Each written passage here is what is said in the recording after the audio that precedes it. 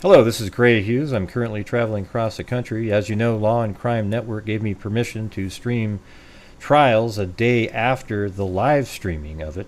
And I will set this as a premiere. That way it allows all the day freaks and any other freaks that are out there to still chat with one another. Okay, and if you'd like to help support the channel, the super chat button is also still available.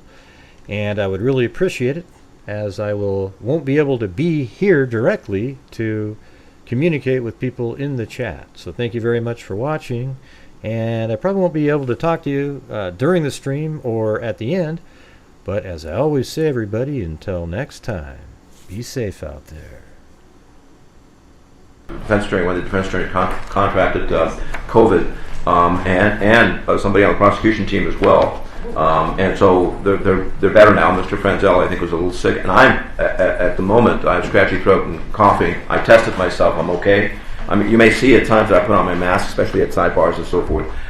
So I apologize, but thank you for indulging. And you know, these things you can't control, unfortunately, and you have to deal with it. I know we're going to lose some jurors.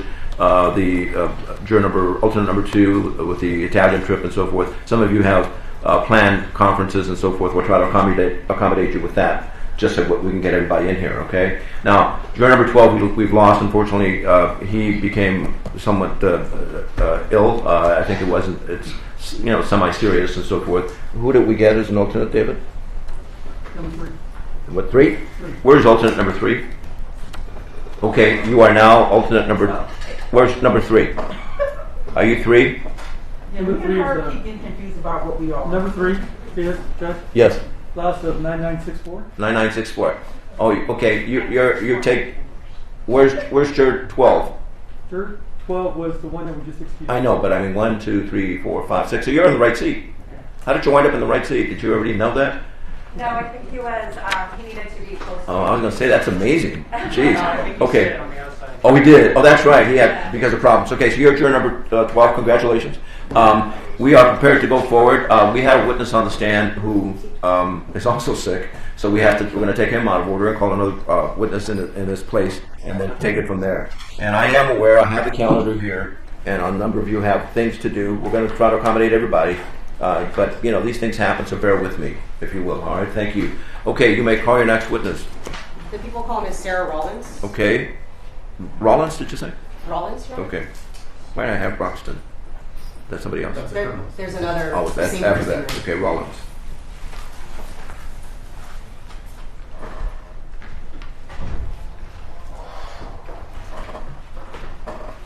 Ms. Rollins? Yes, if you could approach the witness stand down here, please.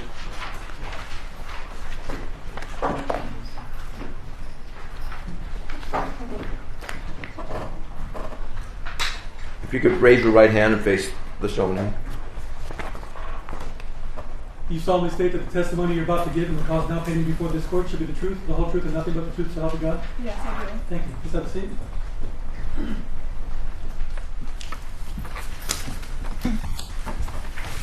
Please state and spell both your first and last name. My name is Sarah Rollins, spelled Sarahrollins. All right. If any of you have a problem hearing her, raise your hand. I just asked you do have a problem. Can you just lean into the microphone when you speak? Okay, you have a soft voice. Is that better? Yes, that's better. Thank you, ma'am. Appreciate it. May I inquire your name? Yes, please. Hi, Miss Rollins. Good morning. Do you know Amy Hardaway? I do.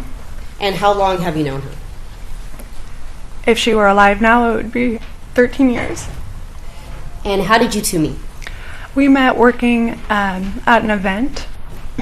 And as doing what? We were serving ice cream sandwiches. Now, were you two close in your almost 10-year relationship, I would say? Yes. Did you celebrate special occasions together? Yes. Birthdays, things like that? Yes. Did you ever travel together? Yes. How often would you say you saw each other over the course of your friendship?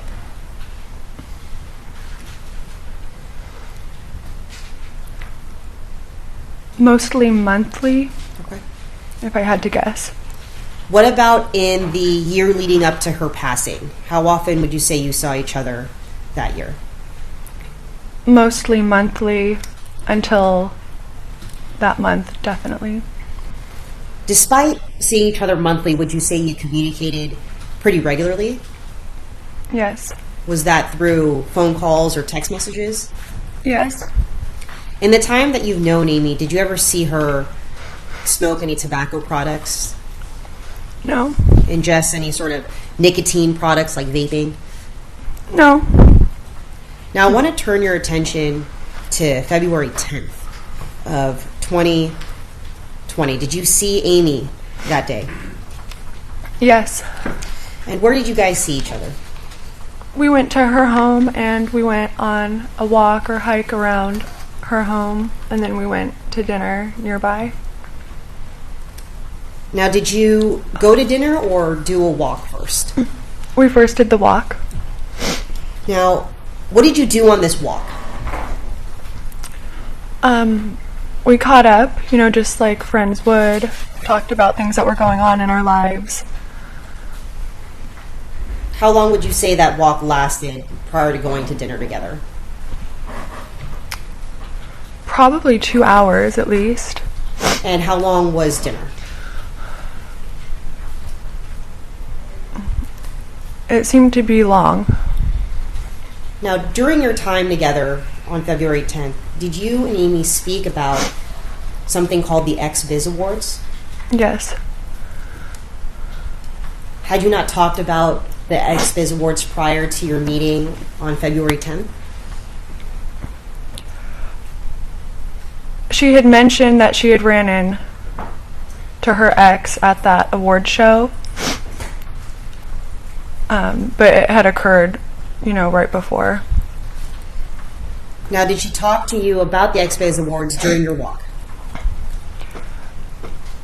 I don't recall it so much during the walk as I do during dinner. So during dinner, you guys talked about the X-Biz Awards? Yes. What did she talk about took place at the X-Biz Awards? She told me how she had ran into her ex, a very old ex of hers, and that he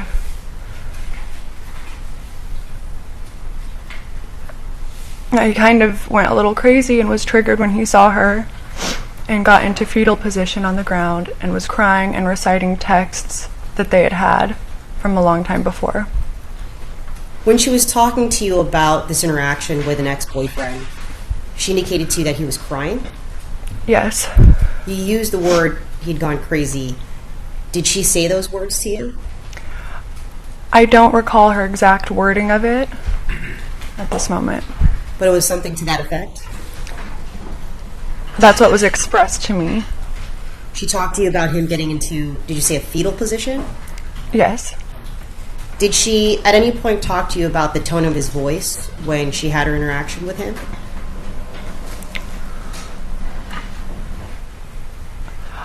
I don't know about the tone of his voice, except for that when she was expressing it to me, it seemed just kind of chaotic. That's just how I imagined it. What was her demeanor like when she was talking to you about this interaction with her ex at the X-Biz Awards? I'm sorry, could you repeat the question? Sure. What was Amy's demeanor when she was talking to you about her interaction with her ex-boyfriend at the X-Biz Awards? She's very articulate, very well-spoken, very intelligent, and obviously she has a lot of knowledge in the mental health world. But did she appear upset? She seemed very stressed by it to me. Did she express to you how that interaction with her ex-boyfriend at that award show made her feel? She was scared. I know she was scared. And how do you know that she was scared? She'd spoken about things that he had previously done to her. Objection. Non-responsive. And without going into specifics, Ms. Rollins, I'm sorry, Your Honor. Motion to strike. Okay. Go ahead. Now, without going into specifics about the past, did she express to you why she was, or how she was scared? She was scared of what he might do to her, to harm her, or even her clients. Objection. Speculation. Non-responsive. Well, clear that up first of all before I rule on that. I'm sorry? Clear that up first of all before I rule on it. I mean, Sure, is that absolutely. something she told you, or Good. Good. Sure. Did Amy tell you that she was scared? Yes. You said something to the effect of she was afraid that he would harm her or her clients. Did she express that to you specifically? Yes. All right. Now, when she told you that she feared harm to herself, did she indicate that she was scared of her personal safety? Objection leading. Same. In light of the 402 ruling, Your Honor, I was Trying to pinpoint. correct. All right. Why don't you try to re-ask it? Sure. Did she indicate any sort of concern about her personal safety? Yes. And did she talk about any sort of measures she may take as a result of her fear for her personal safety? I don't recall any measures that she said she would take at that point. But she did tell me about previous measures that she had tried to take. Now, did you see each other again after having dinner and going on that walk on February 10th? Yes. And when did you see each other again? Shortly after, on Valentine's Day. Did you have plans with Amy? Yes, she arranged plans for us to celebrate a Galentine's that evening. And what did you guys decide to do? We went to a burlesque show hosted and produced by one of her friends. Where was that burlesque show? That was at the Globe Theater in Los Angeles. And do you know about what time you arrived at the Globe Theater?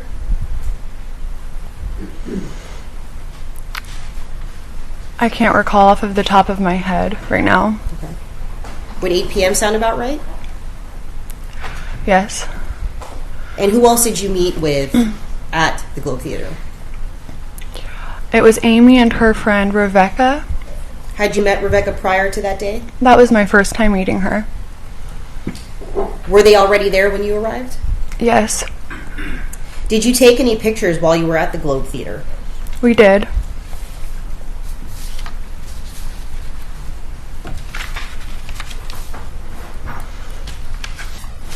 Handle it.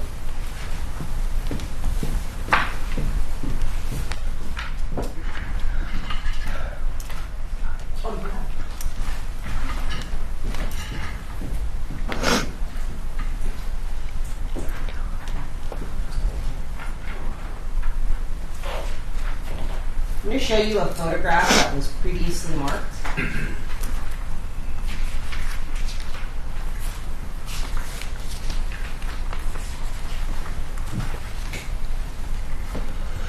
As People's 12A.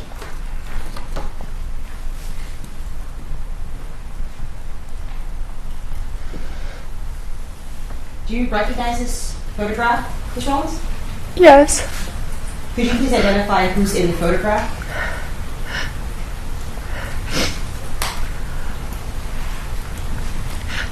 Amy's on the left in the light pink dress and the leather jacket. I'm sorry.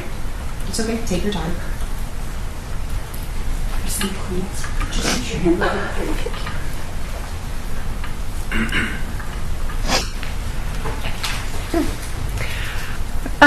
I know her as Miss Tosh, to the right of Amy, who is a producer for the event. And that's me, with dark hair. And then to the right of me is Rebecca, who I had met that night. And so the record reflects you were identifying individuals from the photograph as I was pointing to them with my finger, is that correct? Yes. And this is a photograph that you had taken at the Globe Theater when you met with Amy and company. Yes, that's a photo that we took together. Now, did you guys have any plans about your outfits for the evening? We didn't discuss anything, but it was Valentine's Day. So Now, do you recall any accessories that Amy was wearing that evening? it looks like she has maybe 2 rosaries on. I'm zooming into the photograph of 12A and I'm pointing to some necklaces that Amy is wearing. Are those necklaces that you recall her wearing on that day, those 2 rosaries? I didn't notice them that evening, but I can see that she's wearing them. Now, do you recall about what time you left the Globe Theater after the burlesque show? I don't recall at this exact moment. It was 9:15-ish, sound about right? Yes. Did you go anywhere else after the burlesque show? We did. And where did you guys go? We went to Rebecca's place of work nearby, and then we also went to the Nomad Hotel to have dinner. Or appetizers, I guess. And while you were at the Nomad, did you take any photos there? We did. Now, at this time, Your Honor, the people are holding a photograph depicting Amy Hardwick and the witness, date Anthony Marcus Peoples 52. Yes, right.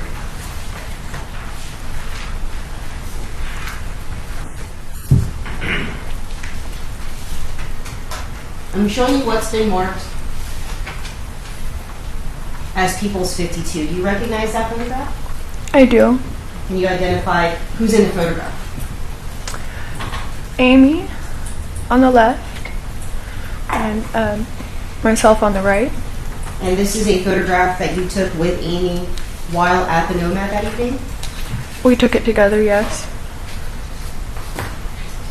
Now, following your appetizers and hanging out at the Nomad, do you know about what time you left? I'm sorry, I don't recall the exact time right now. Now, do you know about, let's say, around midnight? Does that sound about right? I think so. Do you know where you went after the Nomad? I went to my cousin's house in Echo Park. That's where I had left my car, and then I had Ubered to the Globe, so I went to go pick up my car from my cousin's house. So from the Nomad Theater, you took an Uber to Echo Park, Yes. where your car was parked, Yes. and then you drove home. Yes. About how long would you say it took you to get from Echo Park to your house?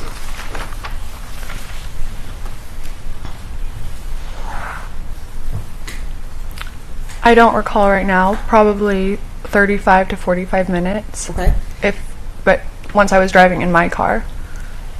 Did you and Amy communicate in any way after you parted ways at the Nomad? No. Did you receive any communication from her that evening? Yeah, I checked my phone and I had one text message from Amy. That was once I got home, so 45 minutes later when it was received or so. This time I'm holding 2 pages of text messages made out be marked collectively as People's 53A and B. Yes.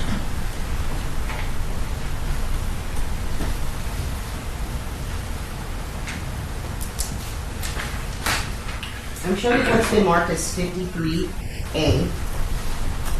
You recognize these series of text messages? I do. And how do you recognize these text messages? The blue ones, or all of the ones with the timestamp, are coming from my phone. I'm texting Amy.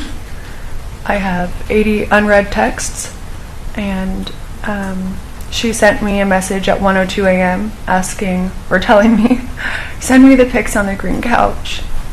So let me just break it down a little bit here. You talked about a text message in blue that I'm pointing to with my pen. Is that a text message that you sent to Amy? Yes. Now, there are text messages that have white writing with no kind of a blackish background. Are those text messages from Amy to you? Yes. I'm pointing to one text message where it says, send me the pics on the green couch, marked at 1:02 a.m. Is that a text message that you received on February 15th after your Valentine's Day gathering at the Nomad from Amy? Yes. And I'm pointing to a photograph that we looked at earlier. Is this your response to Amy? Yes. And what time did you respond to her text message? I started sending her photos at 2:05 a.m. Now I'm showing you what's been marked as People's 53B which appears to be just a zoomed in version of those text messages. Is that correct? Yes. So again, you receive a text message from Amy at 1:02, and you respond with a photograph at 2:05. Yes. When was the last time you spoke to Amy? Verbally? Yes. Or in any way, in any form. Oh, it seems like at 1:02 a.m. was the last time she contacted me. So is this the last communication that you received from Amy? Was at 1:02 a.m. on February 15th? Yes. Thank you. Nothing further. Cross-examination. Thank you.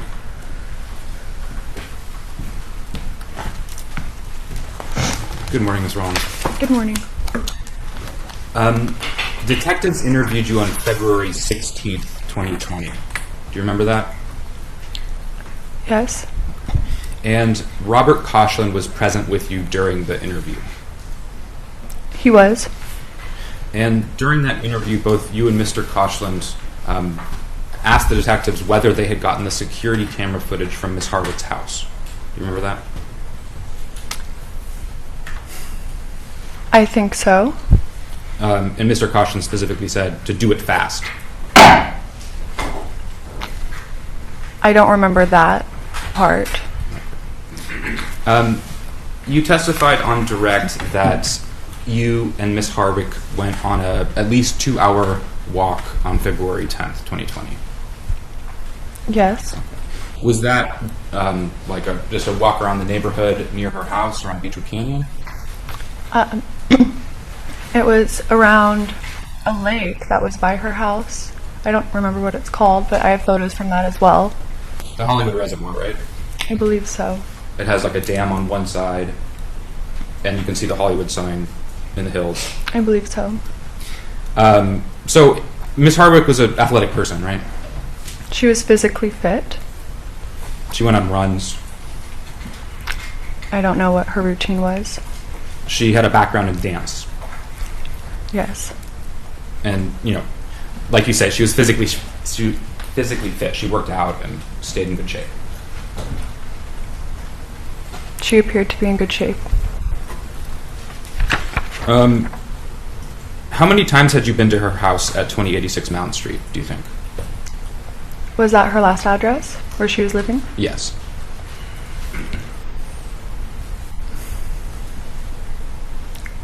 Probably only a handful of times. Had you been out to the balcony that was next to her bedroom? When she gave me a tour, yes. Okay. I have in my hand what I'd like to be marked as defense next in order. You're at double M. Sorry, M? Double M, yes, sir. Okay. Is that a photo? Yes. It's what appears to be a photo of Miss Harwick. Can you approach? Yes. Ms. Rollins, is this a picture of Miss Harwick on the railing on her balcony? Objection, foundation. Is that a picture of your objection to what foundation in terms of the railing? It's the date of the photograph and whether she has personal knowledge as to when that photo was taken. Wow. Did you assign a date to it? No. No, I didn't think you did. You may answer. I don't know what the railing looked like exactly. Does this look like a picture of Miss Harwick on her balcony? It's definitely a photo of Amy on some sort of fence. Okay. And you'd been out to the balcony, you said, when she gave you a tour? Yes. But you're not sure whether this is a photo of her on the balcony? I don't know.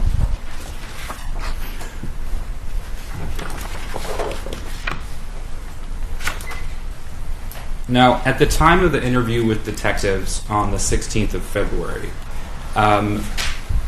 you indicated that Mr. Koshland was there the whole time, right? Right. And while you were doing this interview with the detectives, there were people gathering at Mr. Koshland's house. Is that a question? Yes.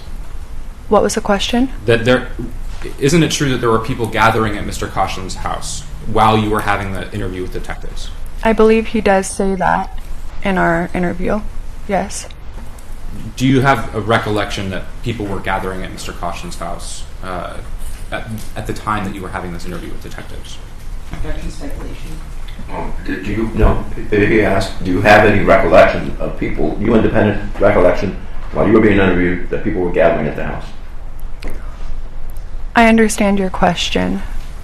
I don't completely remember. Okay. Would it refresh your recollection to look at a transcript of the interview? Yes? If I may just have one brief moment.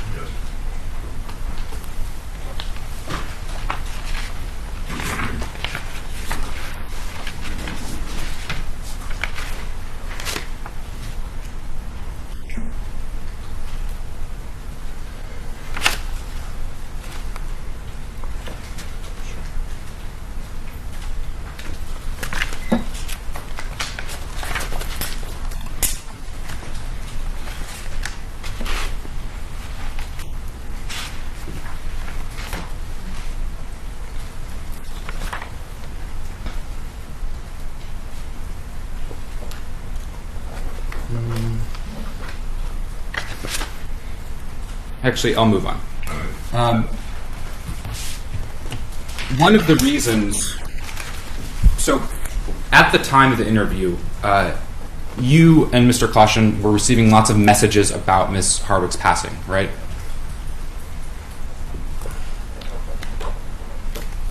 I believe that he mentions that there were he was receiving messages. Were you receiving messages about Miss Hardwick's death?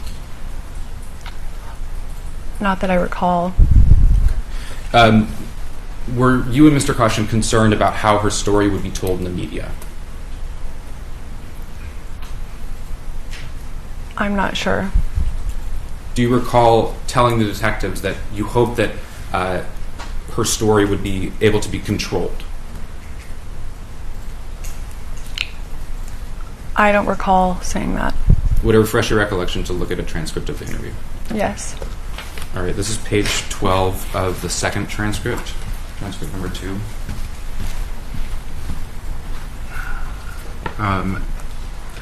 So if you could please read from line 19 to 28 of page 12 of transcript. Read it to yourself if you would. Yeah, read it to yourself, not aloud.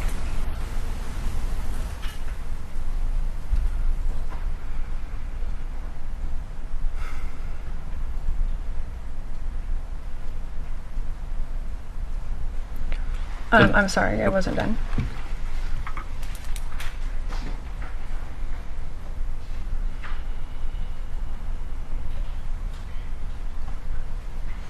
Did that refresh finished. your recollection?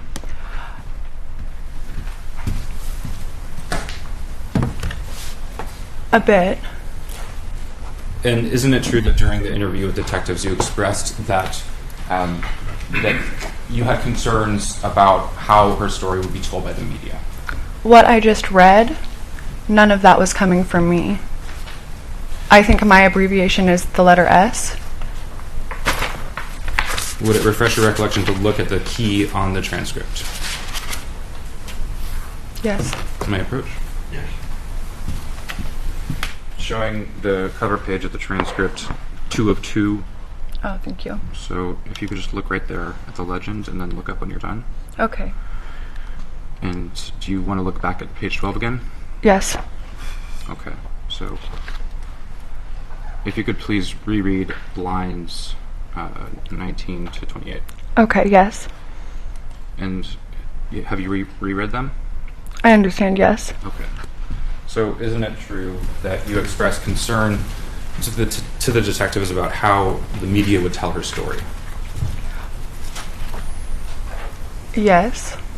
And that you expressed a desire that you hoped it would be able to be controlled? I hope that she's portrayed as the woman that she is. And not a victim who was naive. And, you know, that's what I meant by that. Okay. Objection as to narrative at this point.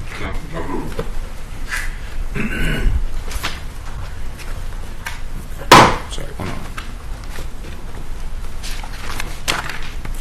moment. Prior to your testimony today, did you speak with Mr. Avila or Ms. Mariano about your testimony today? recent to today. Catherine, is that your last name? Yes. Yes. And did you speak about the facts of the case? I went over my interview with the detectives via audio and transcript, and then also the preliminary trial transcript only.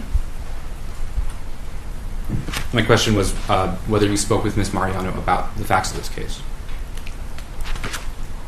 I asked her what Mr. Perthhouse could be facing.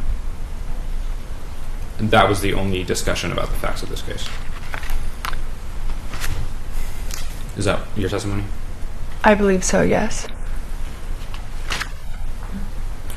Okay, nothing further. One moment. No redirect or anything. Right, ma'am, you may step down. Thank you. May call your number there. The people at this side call Mr. Patrick Turner. What's the last name? Turner. Right.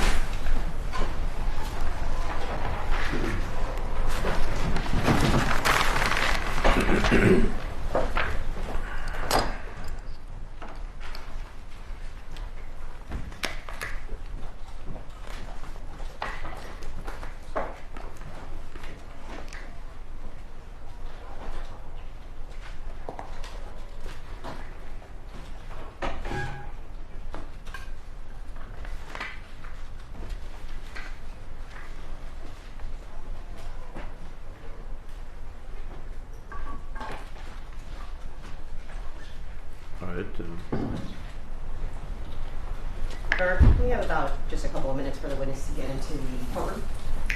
Yes. How long is it going to be? I just don't want the jury to see that.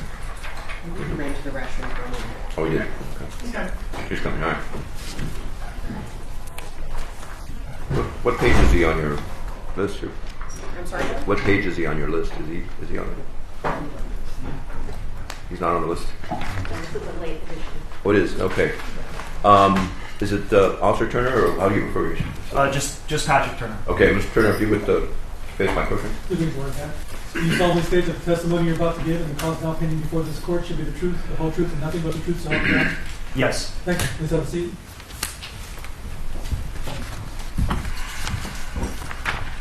Please state and spell both your first and last name.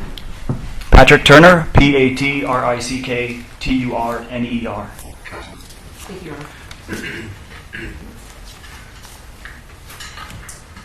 What do you do for a living? I am an engineer with the LAC Fire Department.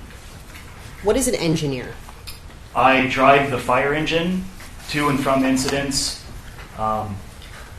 mitigate fire and emergency responses, medical responses. Yeah. Do you have any other training? I am also trained as a EMT and as a paramedic.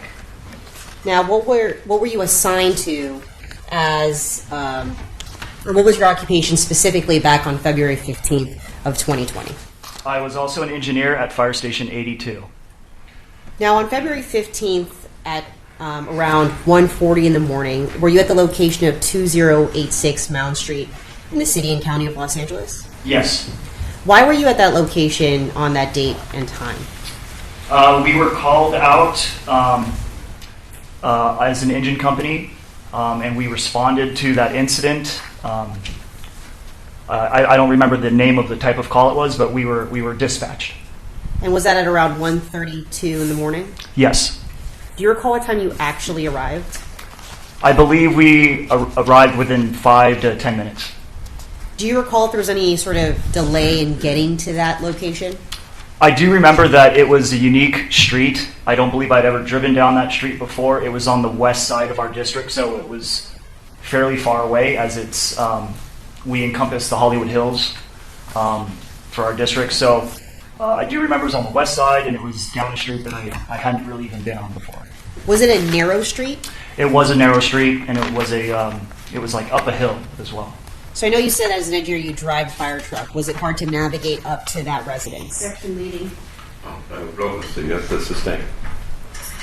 Now, would you say that the location of where you, or 2086 Mound Street, caused any sort of delay in arriving to the location? Maybe it may have hindered us by a couple of minutes. perhaps, because I believe I had to park the apparatus a little bit further away than I normally would have, and then we had to walk up to the house. Who else were you with during that time? I was with a captain and 2 firefighters along, inside the engine with me, and then there was LAPD on scene. Were any of the other fire department personnel an EMT? They are all EMTs. Were any of them paramedics? No.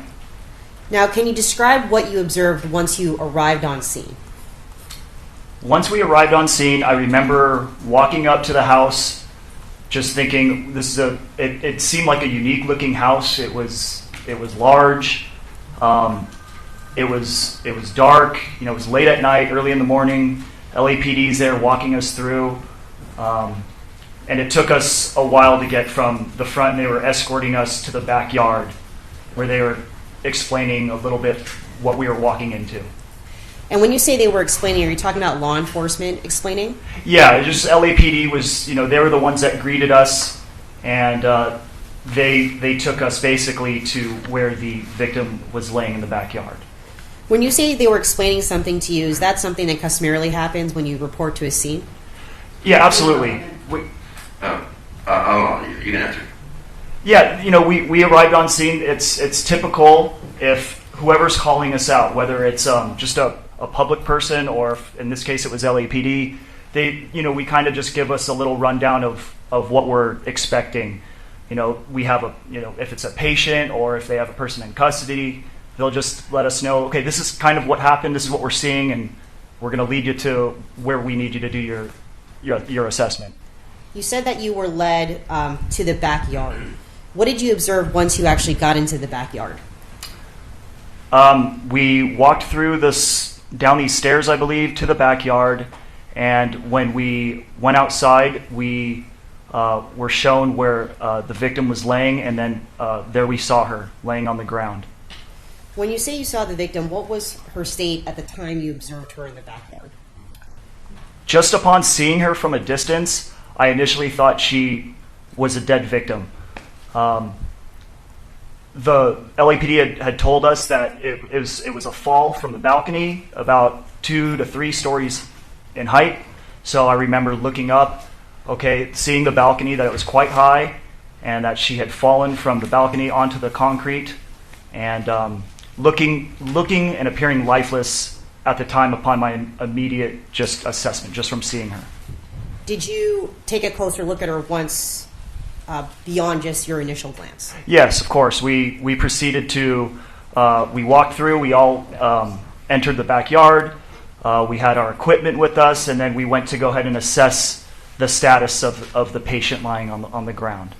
Now, I know you said that you're an engineer by occupation. Why is it that you were hands-on with the victim, seeing that your primary duty is to try the fire truck? Exactly. Well, that's just one of my duties. If there is any instance where there is critical patient care that's involved, I'm always going to jump in and also lend a hand.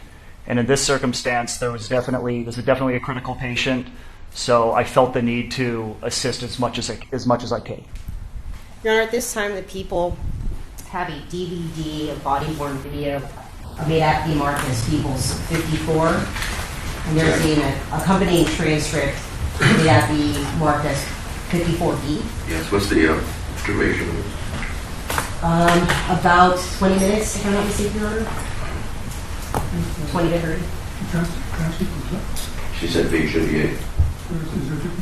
I'm sorry, should I reverse it? It says DVD and transcript. So mark the transcript back. Right?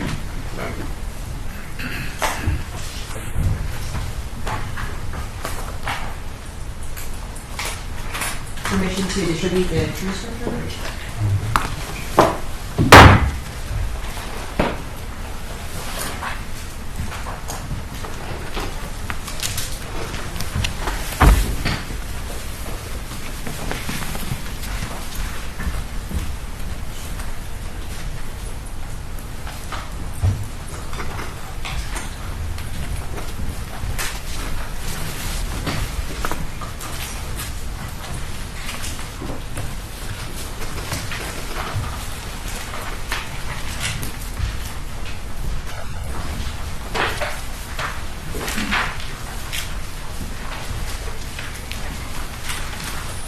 You have a copy for the court?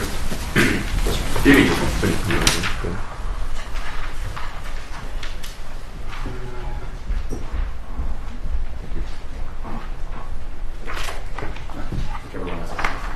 all right.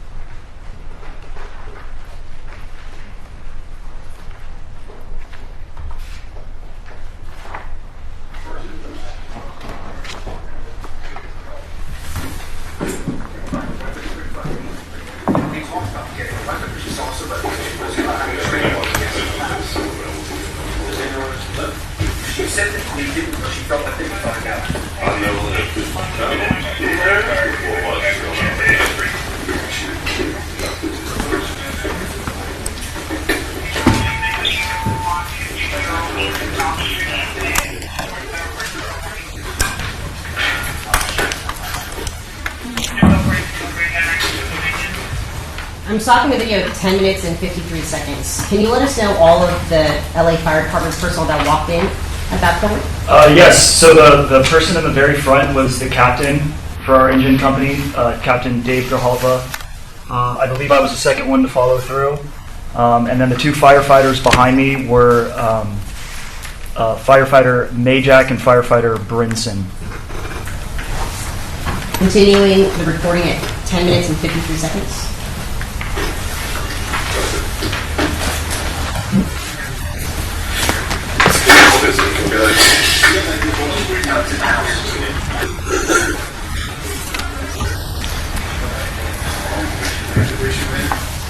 I'm pausing the video at 11 minutes and 10 seconds. Based on this, where I stopped the video, can you point out the personnel that you just named? Yes, so the gentleman holding the flashlight, that's Captain Grijalva. He's also in charge of our radio comms, so he's the one talking on the radio right now to dispatch. This is firefighter Majak. And on the bottom left corner, is that the victim as you observed her when you first walked in? Right here, yes, this is the victim right here, how we observed her as we came in. I can't really see from this where I'm standing or where firefighter Brinson is. Can you all see, ladies and gentlemen? Okay, you have a pointer there if you need a wooden pointer or something. Behind you. Corner. A little screen there. Everyone's talking. What am I doing? Right. With the pointer. Behind your seat? Yeah. Oh, You're looking for a laser. I was looking for a laser. Resuming the video at 11 minutes and 10 seconds.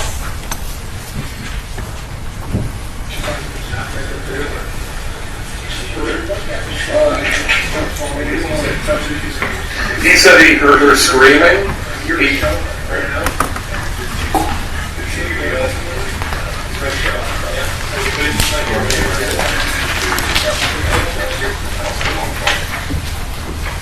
I'm stopping the video at 11 minutes and 32 seconds. I think I stopped it a little late, but there was someone, department personnel standing over the body, touching it. Could you tell us what that person is doing? That person is checking for a pulse. Oh, page 12.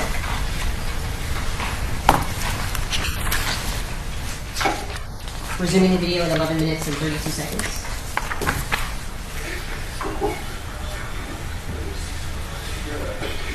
Hey, so what we got right now is a female.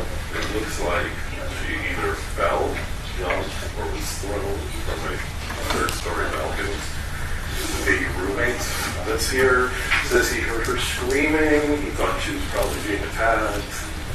But instead of going to check on her, he went out to the street, is what he's claiming. And I called police, and then he found her with the officers. There's some blood on his shirt, though. He says he didn't know, doesn't think anyone else was here. So it looks, she's breathing right now, but she looks pretty bad. Mound. I'm pausing at 12 minutes and 26 seconds.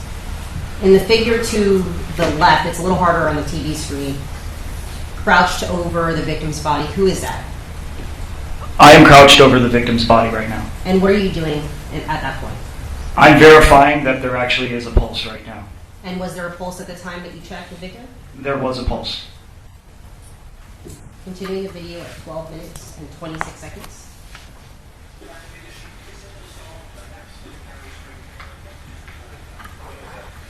Okay, we're gonna do it.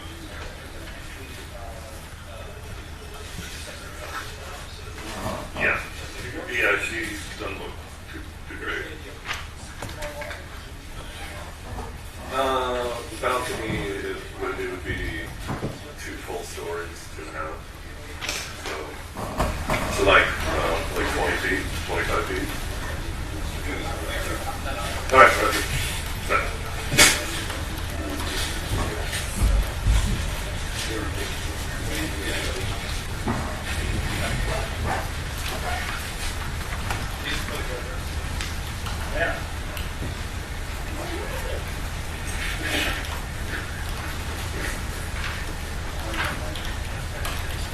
I'm stopping the video at 12 minutes and 36 seconds. Faintly we hear someone say, "Man, talking to me."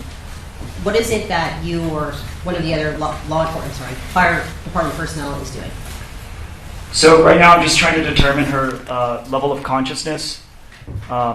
She was laying face down. We checked her pulse. I personally checked her pulse. She had a very, very weak and thready pulse.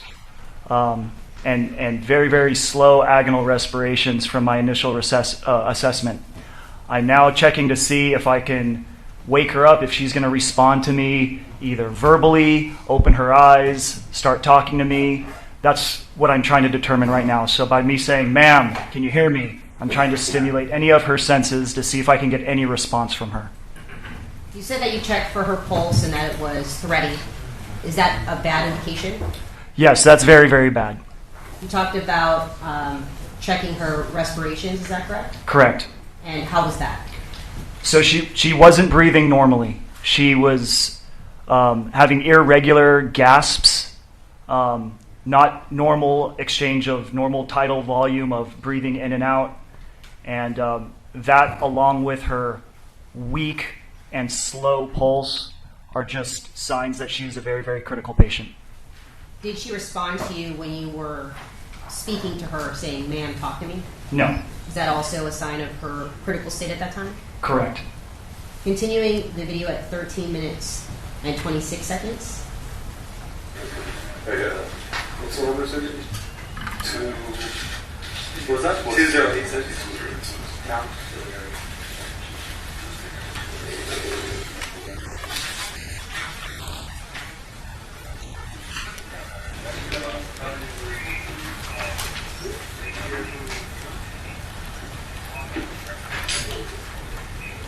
Pausing at 13 minutes and 53 seconds.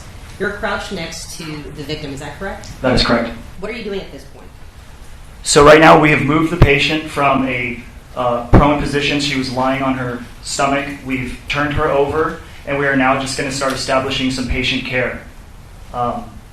So right now we are with a fall. for this height and for a patient to be unconscious, we have to assume massive head injury. The potential for various broken bones, we have to consider all these things. So we have carefully turned her over with protection of her head and neck in mind, and we are going to just start conducting our full assessment of her, along with the treatment including securing her neck with a C-collar, removing her clothes, and checking for further injuries and providing first aid and vital signs, everything that we can do for her prior to the ambulance arriving. Why did you have to flip her from her back, or sorry, from her prone position to being upright?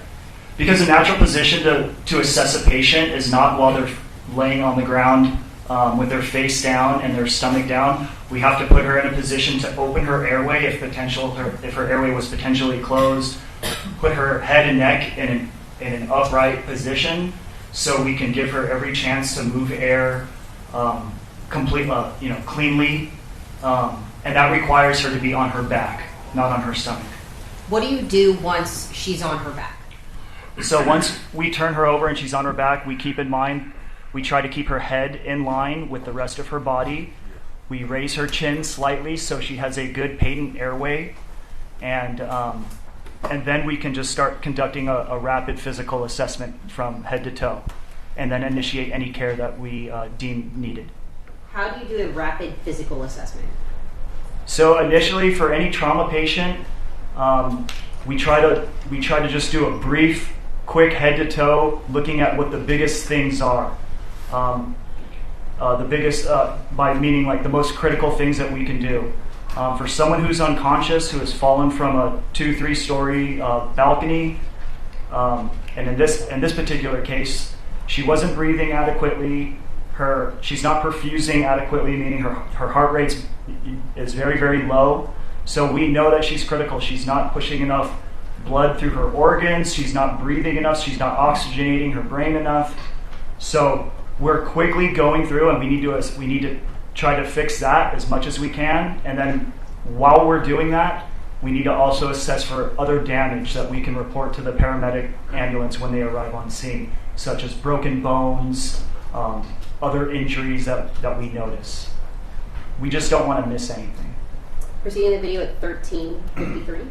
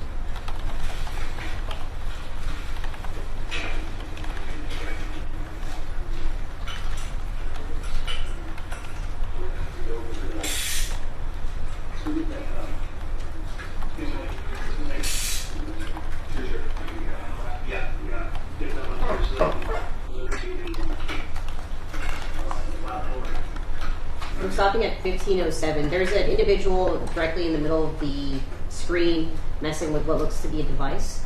What is he doing?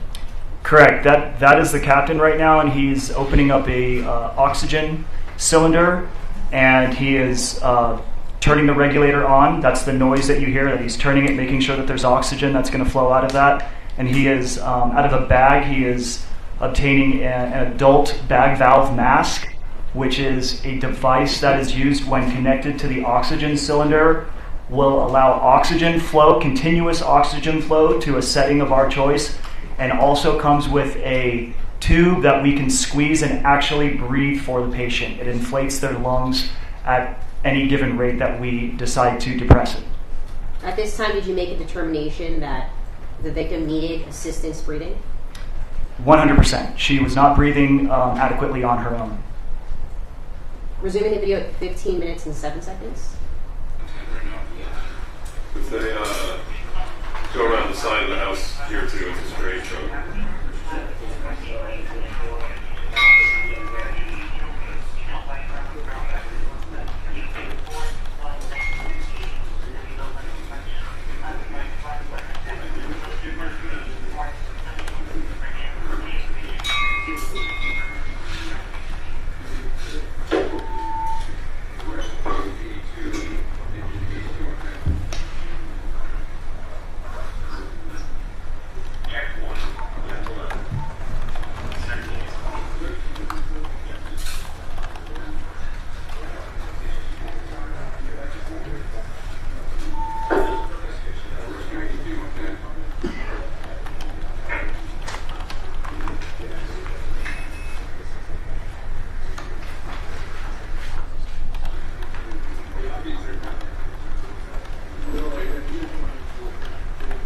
I'm stopping the video at 16:17. It appears that you do a motion with both of your hands along the victim's entire body. What is it that you're doing? So what we've done here is with any trauma victim, we remove their clothes. So I think she did have a nightgown or something on. So that I've cut off and removed, and I've also taken off her boots. I think she had some higher boots on as well. But for any trauma victim, it's important that we get eyes on their entire body, head to toe, with the exception of underwear, bras, that sort of thing, just so we can make sure that we don't miss anything. We want to make sure that we catch any injury that they may have sustained. So by me palpating her body, I'm just running through and I'm just assessing for broken bones, any like lacerations, punctures, any other sort of wounds that she may have received. And I'm just trying to do that very, very quickly so I can assess how bad she may be injured. And did that sort of pat down of the victim's body reveal any sort of injuries? Yes, it did. And what sort of injuries were you able to glean from doing that? So initially, you can even see that there was a pool of blood, which was coming from her nose and mouth area. That was pretty obvious just from seeing that.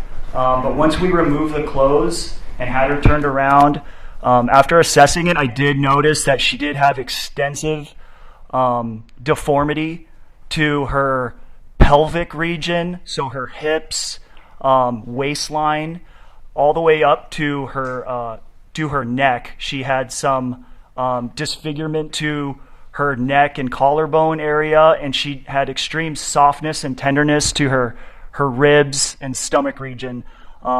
Ribs meaning like it was being soft around that area, just indicative of possible broken ribs.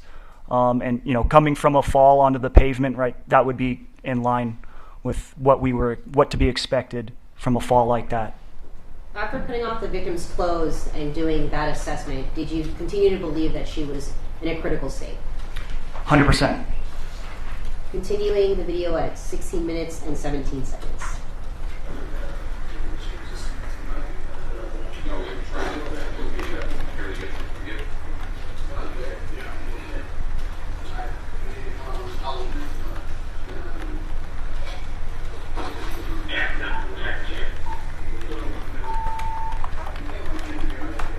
Yeah, you guys said yes.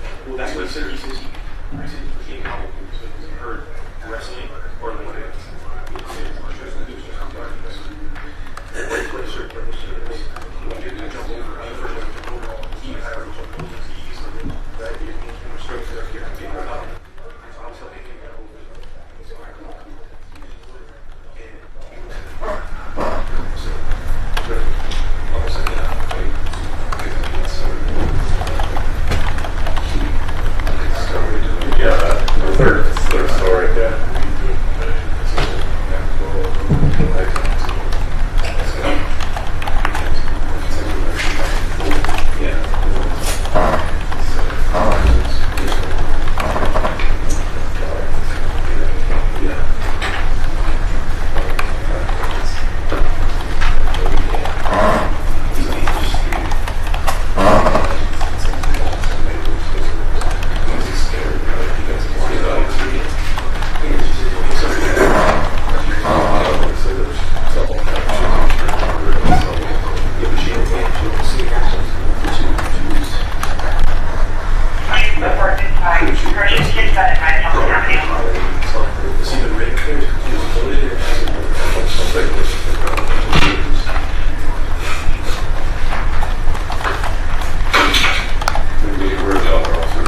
They're going on to a couple others to see if they heard or seen anything.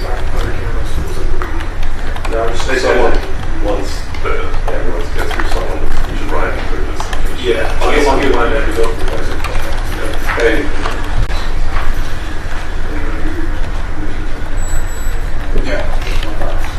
In case of any kind of stables. Ride with her. Well, we'll get you. You guys are going to go to Cedars, I'm sure.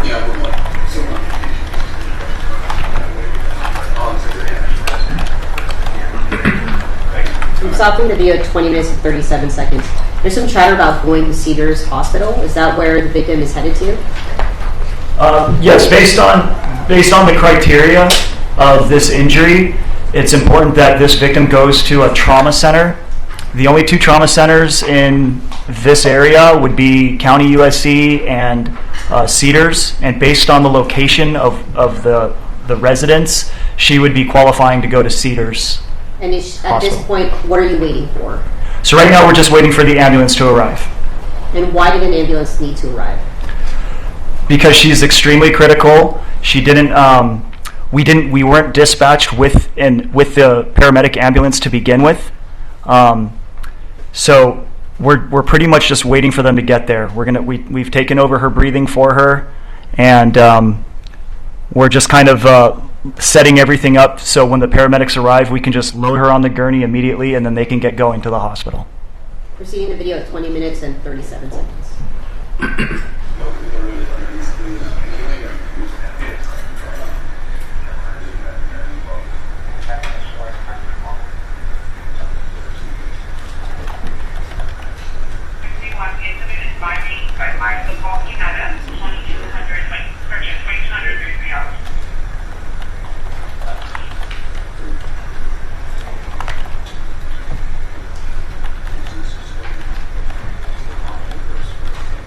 I think it was like a skirt.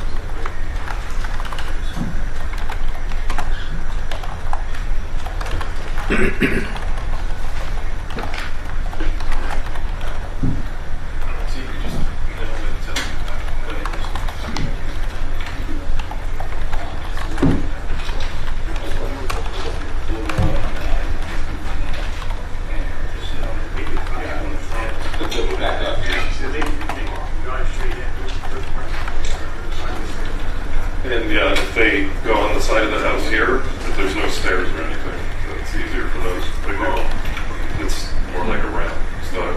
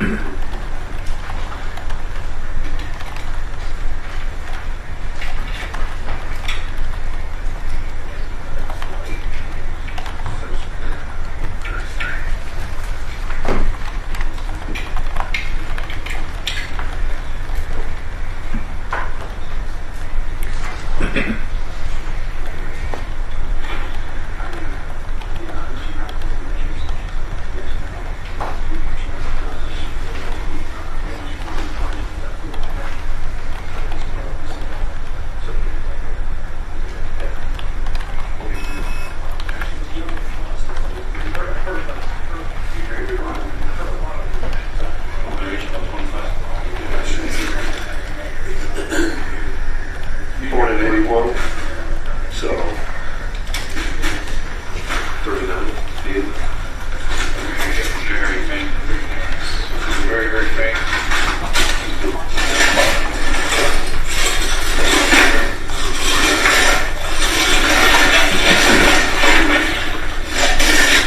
Stopping to be at 24 minutes and 46 seconds. Who's just arrived into the residence? The Rescue 82, the ambulance, has just arrived.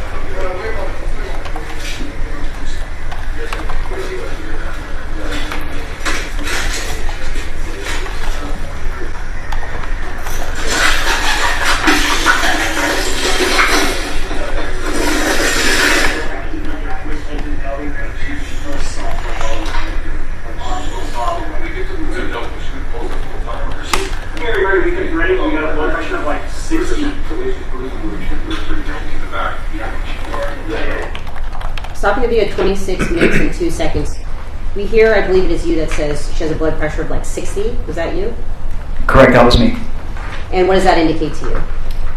So I'm basically just giving them a rundown of our findings right now.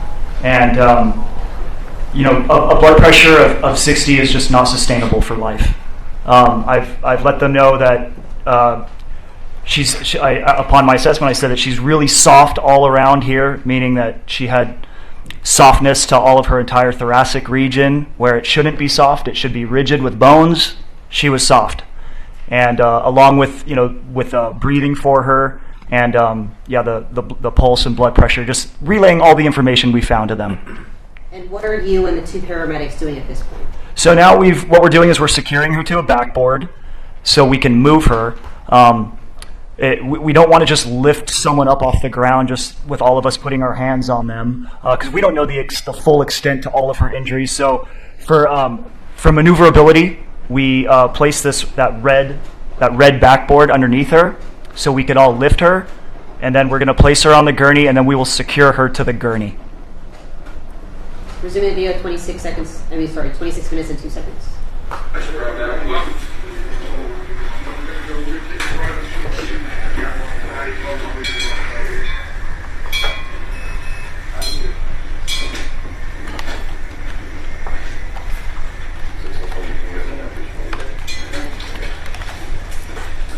Working to one additional unit at 2086 Mile Street.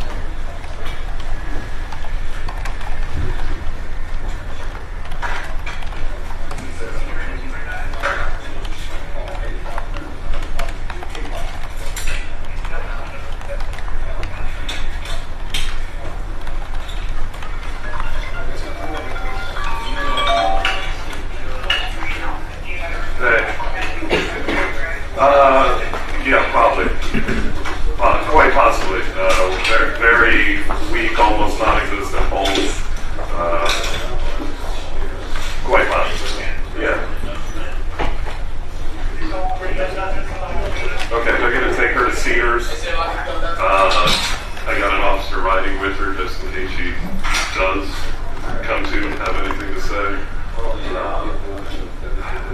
We got, she probably fell from this balcony, but we got a loaded heroin rig up there.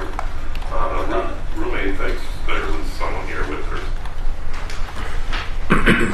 Now, Mr. Turner, at the end of that video, we see her being rolled away on a gurney outside of the backyard. What two paramedics was she accompanied by? She was accompanied by paramedic Dane Lindstrom and paramedic Austin Smith. From the moment you arrived at the residence to the moment that paramedics took her out of the residence on a gurney, did her critical state change at any time? No, it did not change. Was there any sort of improvement, in your opinion, based upon your treatment or assessment of her from the moment you first observed the victim to the time that she was taken away on a gurney? No, she was fighting for her life. Thank you. Nothing further. Thank you.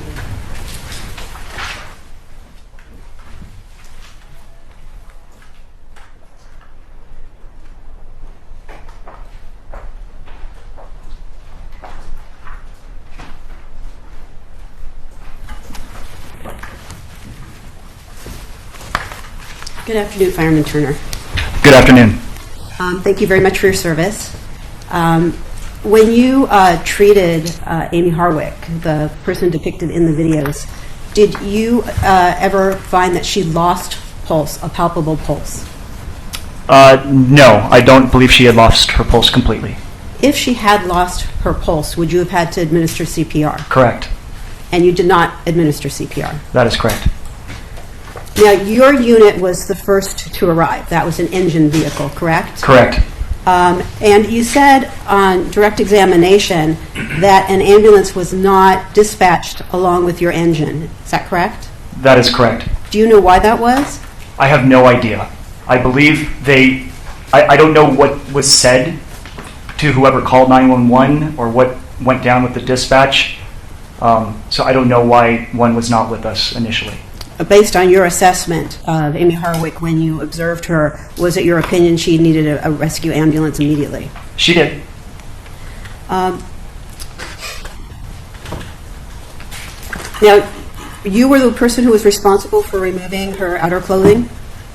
I removed her outer clothing. Yes. So you cut off whatever that pink garment was that she was wearing? I did. And also some boots? Correct. And do you recall those boots? They were knee-high boots? Yes. And that was in order for you to be able to observe her body in a way that permitted you to do a full assessment of her condition? Yes. And did you also remove any jewelry from her? I don't believe I removed any jewelry. Okay. And you did not apply the C-collar yourself? I don't remember if I actually put the C-collar on her neck. I don't know if it was me that actually did it or if it was one of the firefighters. Okay. And do you recall anybody removing any jewelry from around her neck before applying the C-collar? No, I don't remember anything about the jewelry.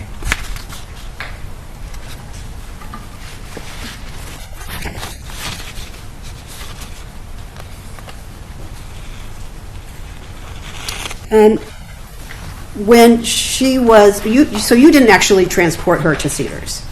Me personally, no. So your involvement with her care ended at the point where the rescue ambulance arrived and carted her to the rescue ambulance for transport to Cedars? That is correct.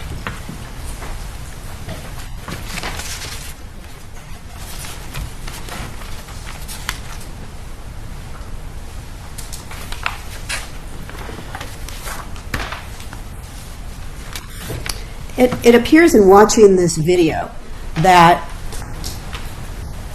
there is a very deliberate and kind of methodical approach to how each of the paramedics and EMTs that responded approached Amy Harwick and began their assessment. Would you agree with that? Would you repeat that again? Well, I don't see a sense of urgency in the way everybody's approaching her. So I'm asking if that like a deliberate, intentional approach to take it very slow and assess her before moving her in order not to cause further injury and because it appeared she needed to be evaluated more seriously rather than immediately just dive in and start administering aid? I mean, we arrive and we still have to gain our bearings on what's happening right now. So it may appear to look like it's a long time for you, but right now there's a bunch of things going through our heads. We have to assess, we have to piece together this puzzle and figure out kind of what happened and then initiate care. She looked unresponsive and dead just by looking at her from the doorway.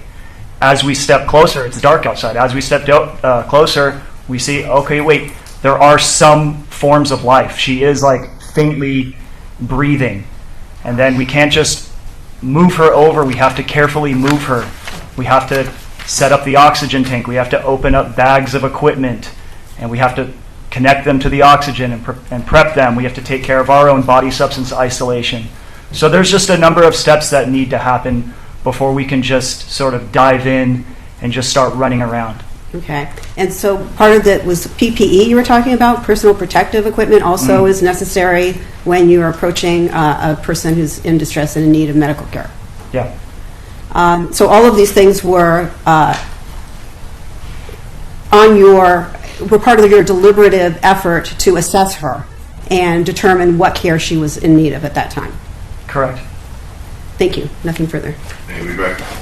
Just briefly, do you think you were moving with a lack of urgency at this situation? No, I don't think we moved with a lack of urgency. In fact, it was very urgent. But there's also just a limited amount that we can do. Do you believe that you were acting appropriately as the situation called for? In other words, treating the victim who was in a critical state at the moment? Yes, absolutely. Once we determined that she had a pulse and that she did have agonal respirations, we got the oxygen and started breathing for her.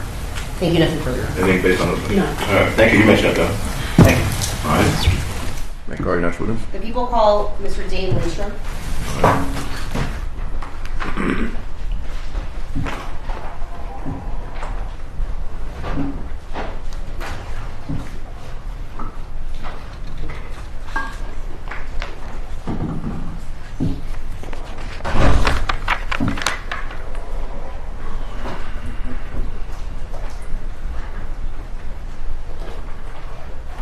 All right, if you could step to the witness stand, raise your right hand.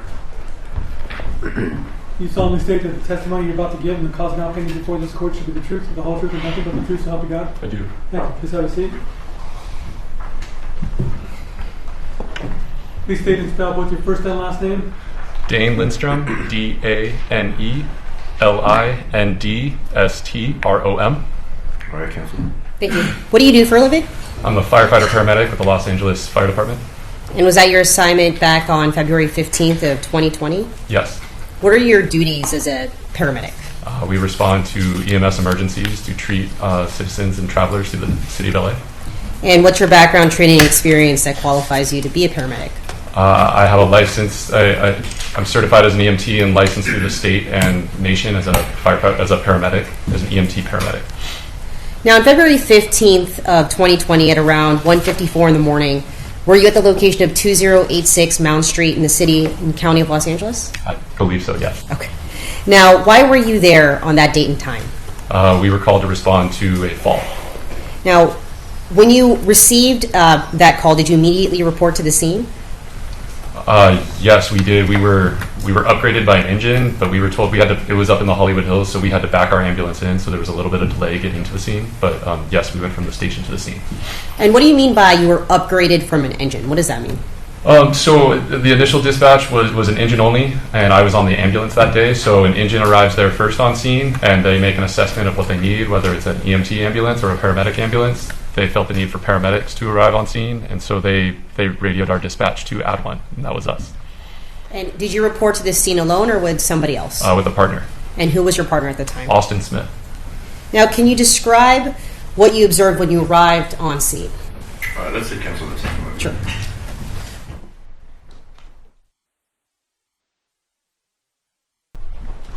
All right, counsel. Thank you. When you arrived on scene, did you transport somebody by ambulance? Yes. And When you transported that person by ambulance, where did you transport that person to? To reconfirm, I need to check my report, but I'm pretty sure Cedars-Sinai Medical Center. Okay. And when you... You want to check your report? Just in case. Can it be thrown up in front of me, just so I don't say something out of No, I mean, it's... It's Cedars-Sinai, but right. if we're going to go deeper into questions. No. Okay. Now, was your observation of the victim at the time you transported her, was she critical? Yes.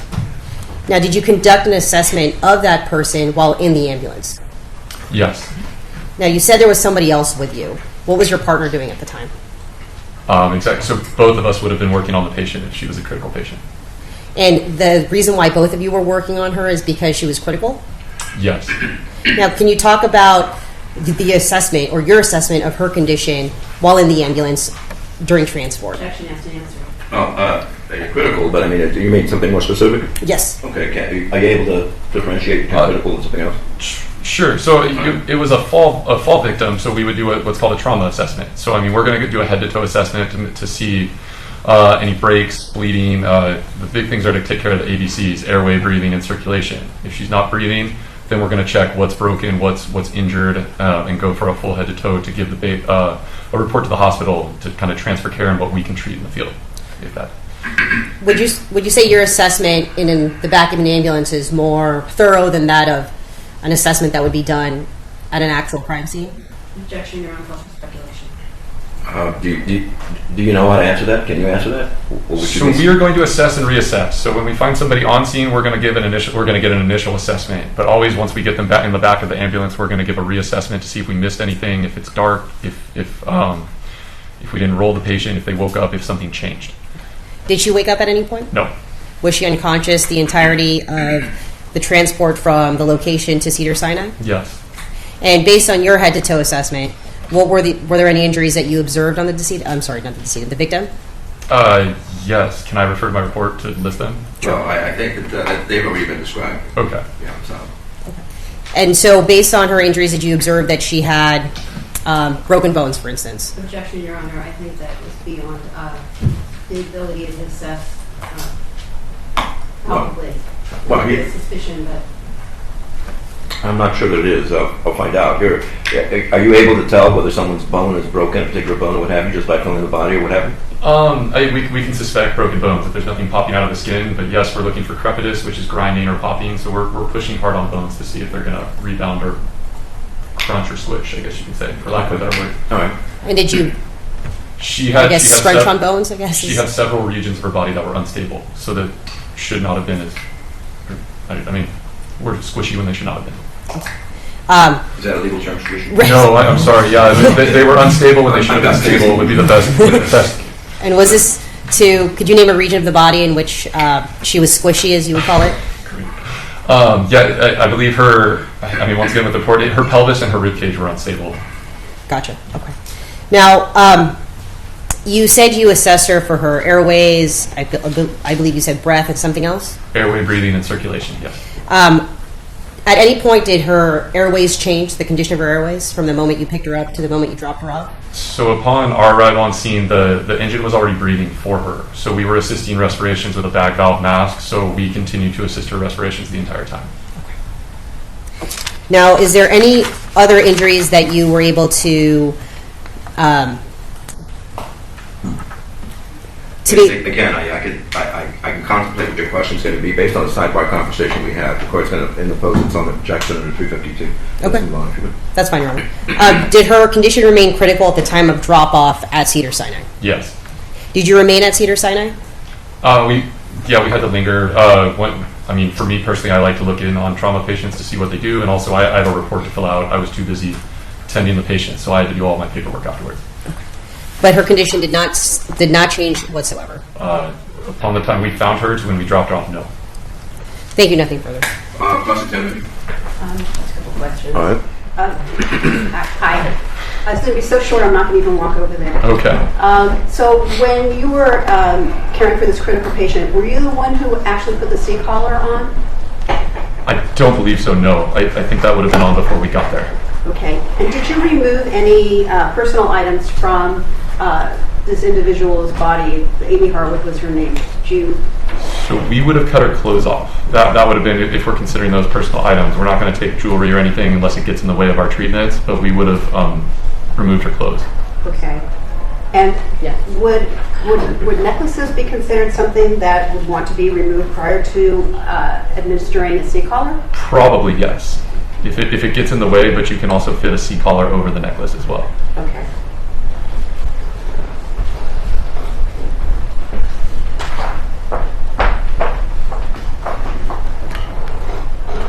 And patient also had palpable pulses the entire time she was in your care? I believe so, yes. And if she had lost pulses, would you have administered CPR? Yes. Thank you. Nothing further. Anything? No, Your Honor. All right, thank you. You may step down. Appreciate it. You may call your next witness. The people call Ms. Natasha Paulson. All right.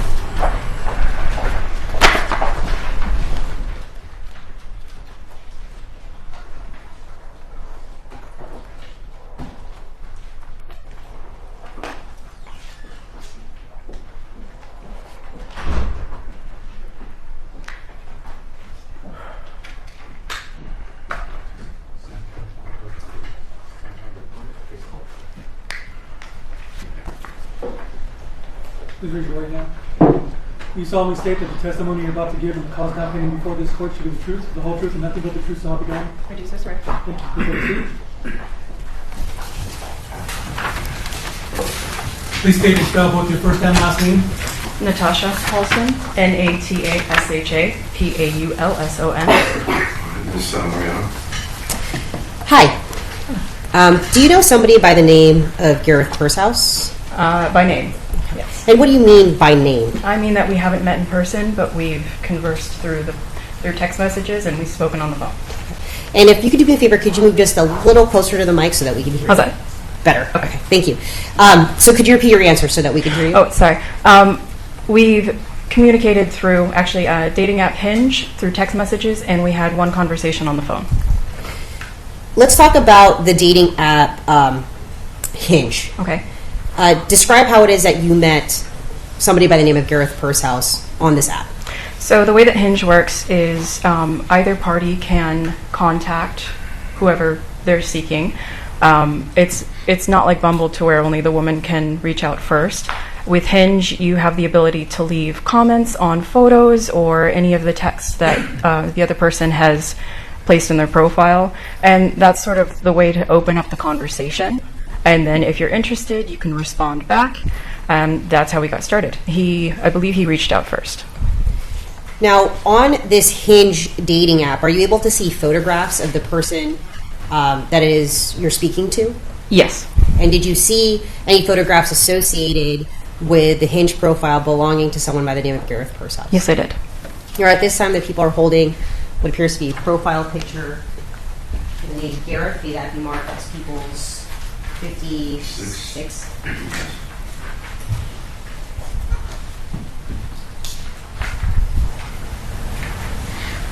Do you recognize this photograph depicted in People's 56? Yes, I do. And how do you recognize that? This was his Facebook profile picture and his Hinge profile picture. And do you see the person that's depicted in this photograph in court today? Yes, I do.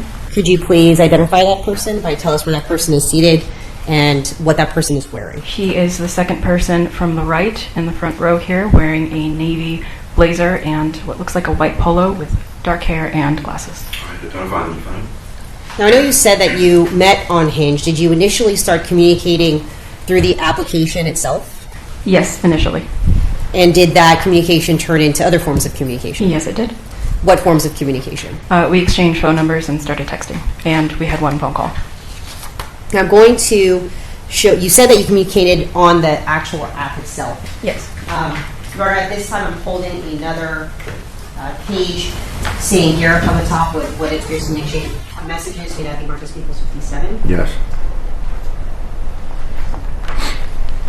Showing you what's been marked as People's 57. Do you recognize that? Yes, I do. And how do you recognize that? That is a photograph of myself on the Hinge app, and that is Gareth's response to me below. Where it says Morticia Adams with a happy face, Albie Gomez? Yes. When did you start communicating on Hinge? I believe we matched on Tuesday the 11th, and I know for a fact that we started texting and we had our phone call on Tuesday the 11th of 2020. So would you say you started communicating throughout other means aside from the application immediately after meeting on Hinge? Yes. And that was through text messages? Text messaging and then one phone call. Do you have to exchange phone numbers in order to do that? You do. For Hinge, I am not sure if there's a call function through it, but we did not use that. We used our cell phones. So you actually had to actively exchange phone numbers to do that? Correct.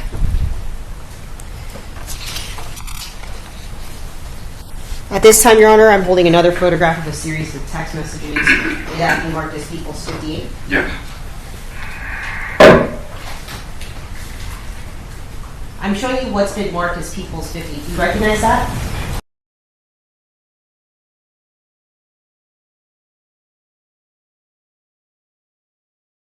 Yes, I do. And how do you recognize that? This was our first text exchange, and after the gotcha, I believe is when we had our first phone call. Now I'm showing you these text messages here on the left that appear to be lighter in color. Are those text messages that you received from the defendant? Yes, they are. And as to the ones on the right side with a darker background, are those text messages that you sent? Yes, they are. And you said these are text messages that you exchanged on Tuesday, February 11th? Correct. Now at the top here, there's a phone number. Is that the phone number that was given to you by the defendant to communicate? Yes, it is. Now, was this phone number always labeled on your phone as such? No, at one point I did change it to his name, but when I took these text messages to send in, I changed it back to the phone number. Now, you said at some point you also exchanged a phone call on the same day that you initially exchanged text messages. Correct. Is that correct? And that was around after the time the text message you sent said, gotcha. Correct. Now, I also want to talk to you about further communication you had with the defendant. Did that continue past February 11th? Yes, it did. And that was also through text message? Yes, it was. I want to talk to you about Valentine's Day of 2020, February 14th. Okay. Did you exchange text messages with the defendant on that day? Yes, we did. At this time, the people are holding 2 pages of a series of text messages. May that be marked as People's 59? Yes. All right.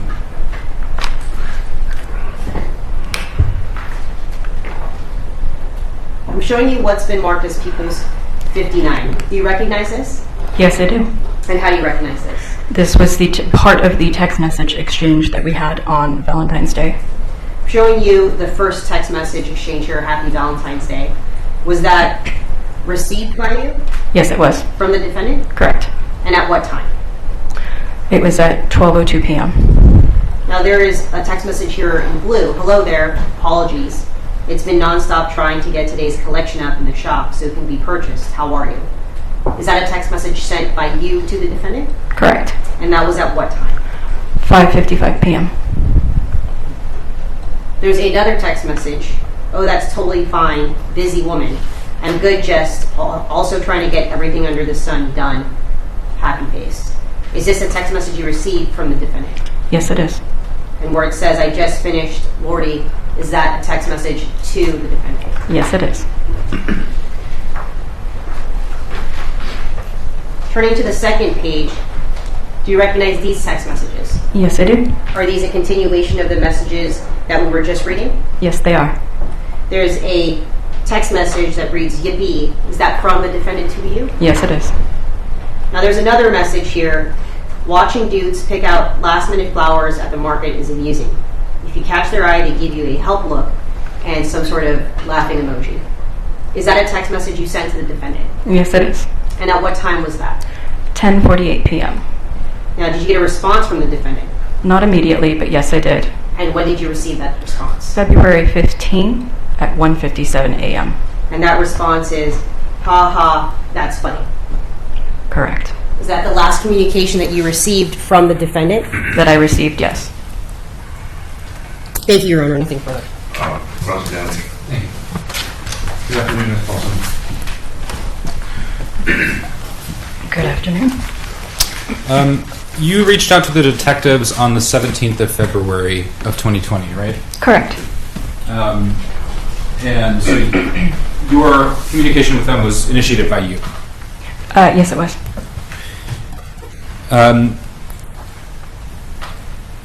You suffered a head injury, right? That is correct.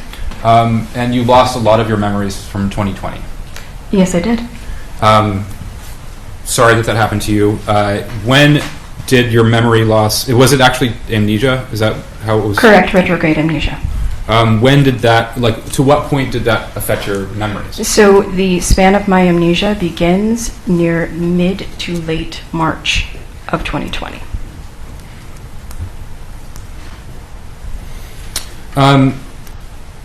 After reaching out to the detectives on the 17th of February 2020, you had a phone call with a Detective Masterson on April 25th, 2020. That is incorrect. I spoke with Detective Luis Carranza. It was with Detective Carranza, okay. And it was on the 25th of April, 2020, right? I actually do not remember the day that he and I spoke, but I do remember that we spoke. Okay. That conversation was not recorded. Not to my knowledge. You had a meeting on the 29th of August of this year with Miss Mariano and with Detective Carranza. That is correct. And then that was in person, right? Correct. And that was also not recorded. Not to my knowledge.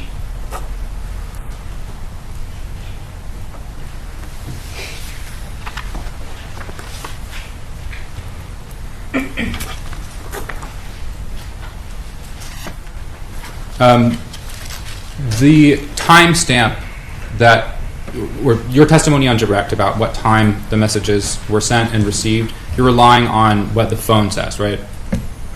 I'm sorry, could you clarify your question? Earlier with your direct testimony with Miss Mariano, you were asked, what time a message was sent, what time a message was received. Your understanding of when a message was sent or received is based on what the timestamp is on your phone. Yes, correct. It wasn't like, you were sitting there, saw the message, looked at your watch. No. Okay. Thank you. That's great. Thank you, Reck.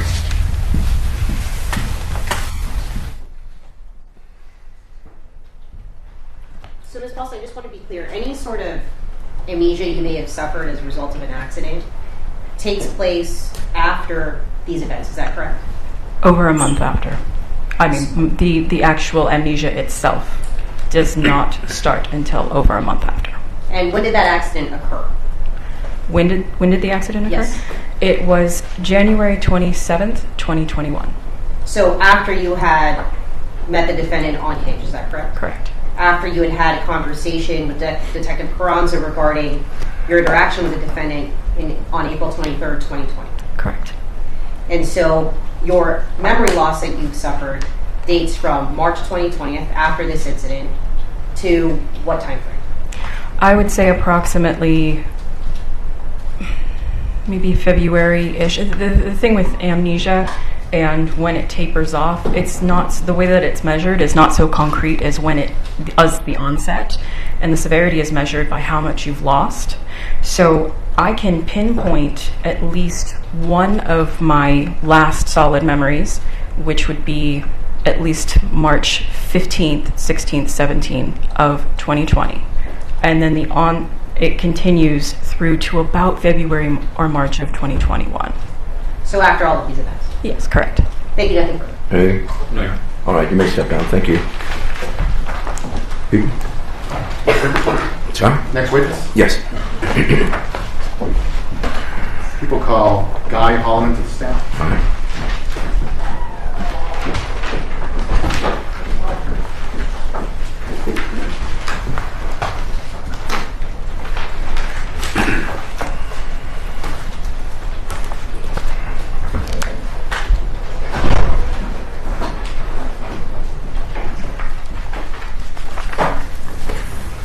All right, Mr. Holland, if you could raise your right hand. Do you solemnly state that the testimony you're about to give and the cause now pending before this court should be the truth, the whole truth, and nothing but the truth, so help you God? I do. Thank you. Please have a seat.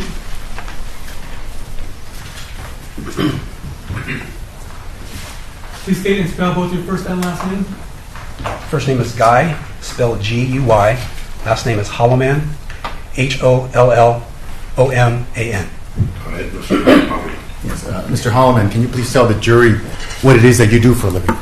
Sure. I'm employed by the City of Los Angeles, Los Angeles Police Department, Forensic Science Division, as a supervising criminalist.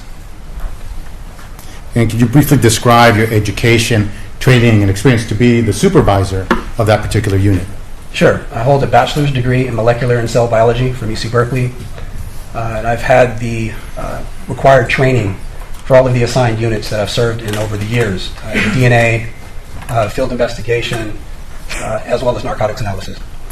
How many years have you been a criminalist?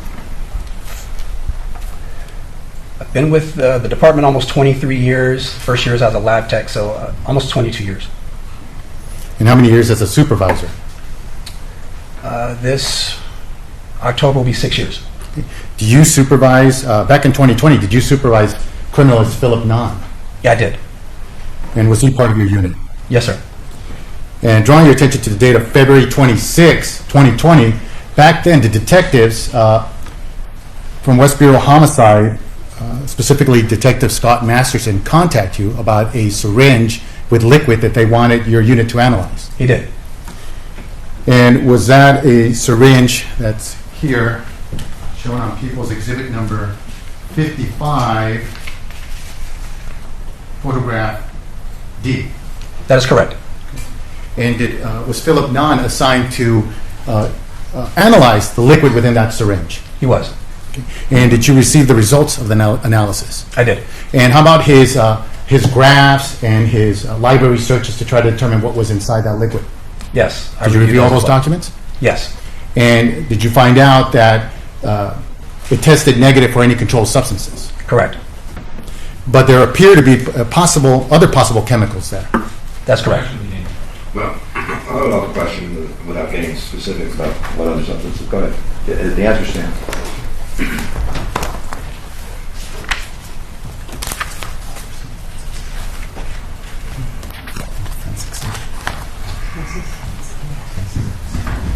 Yeah, I think this is good. Looking at defense exhibit, double pen, page 7.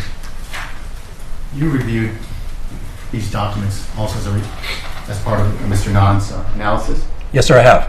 Okay, and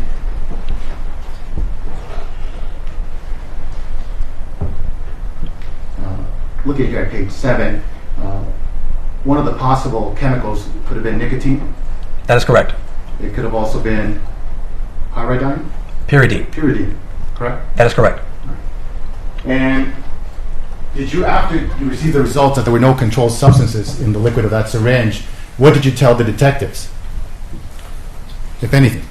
Well, I told the detectives that the laboratory had the capabilities of detecting controlled substances, and that for anything else contained in that evidentiary item, that he could request at another lab test for any non-controlled substances that might be in that syringe. Like a nicotine? Correct.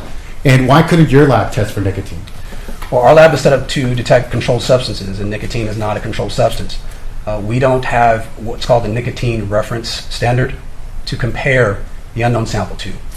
So that's why we could not confirm the presence of nicotine in that particular sample. Nor could you confirm the other chemicals that were shown in the syringe? That is correct.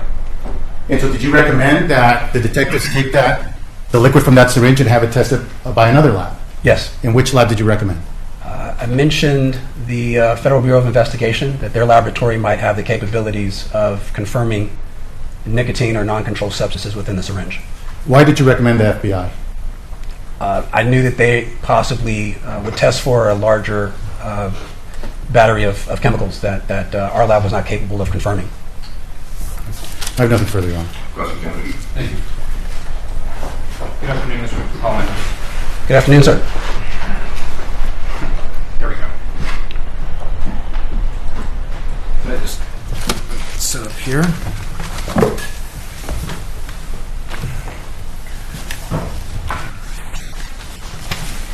So,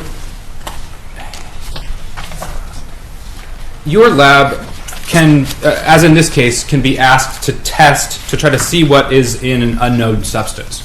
That's correct. I'm going to remove this. And there are specific policies and procedures that are in place for that exact situation. Absolutely. Yeah.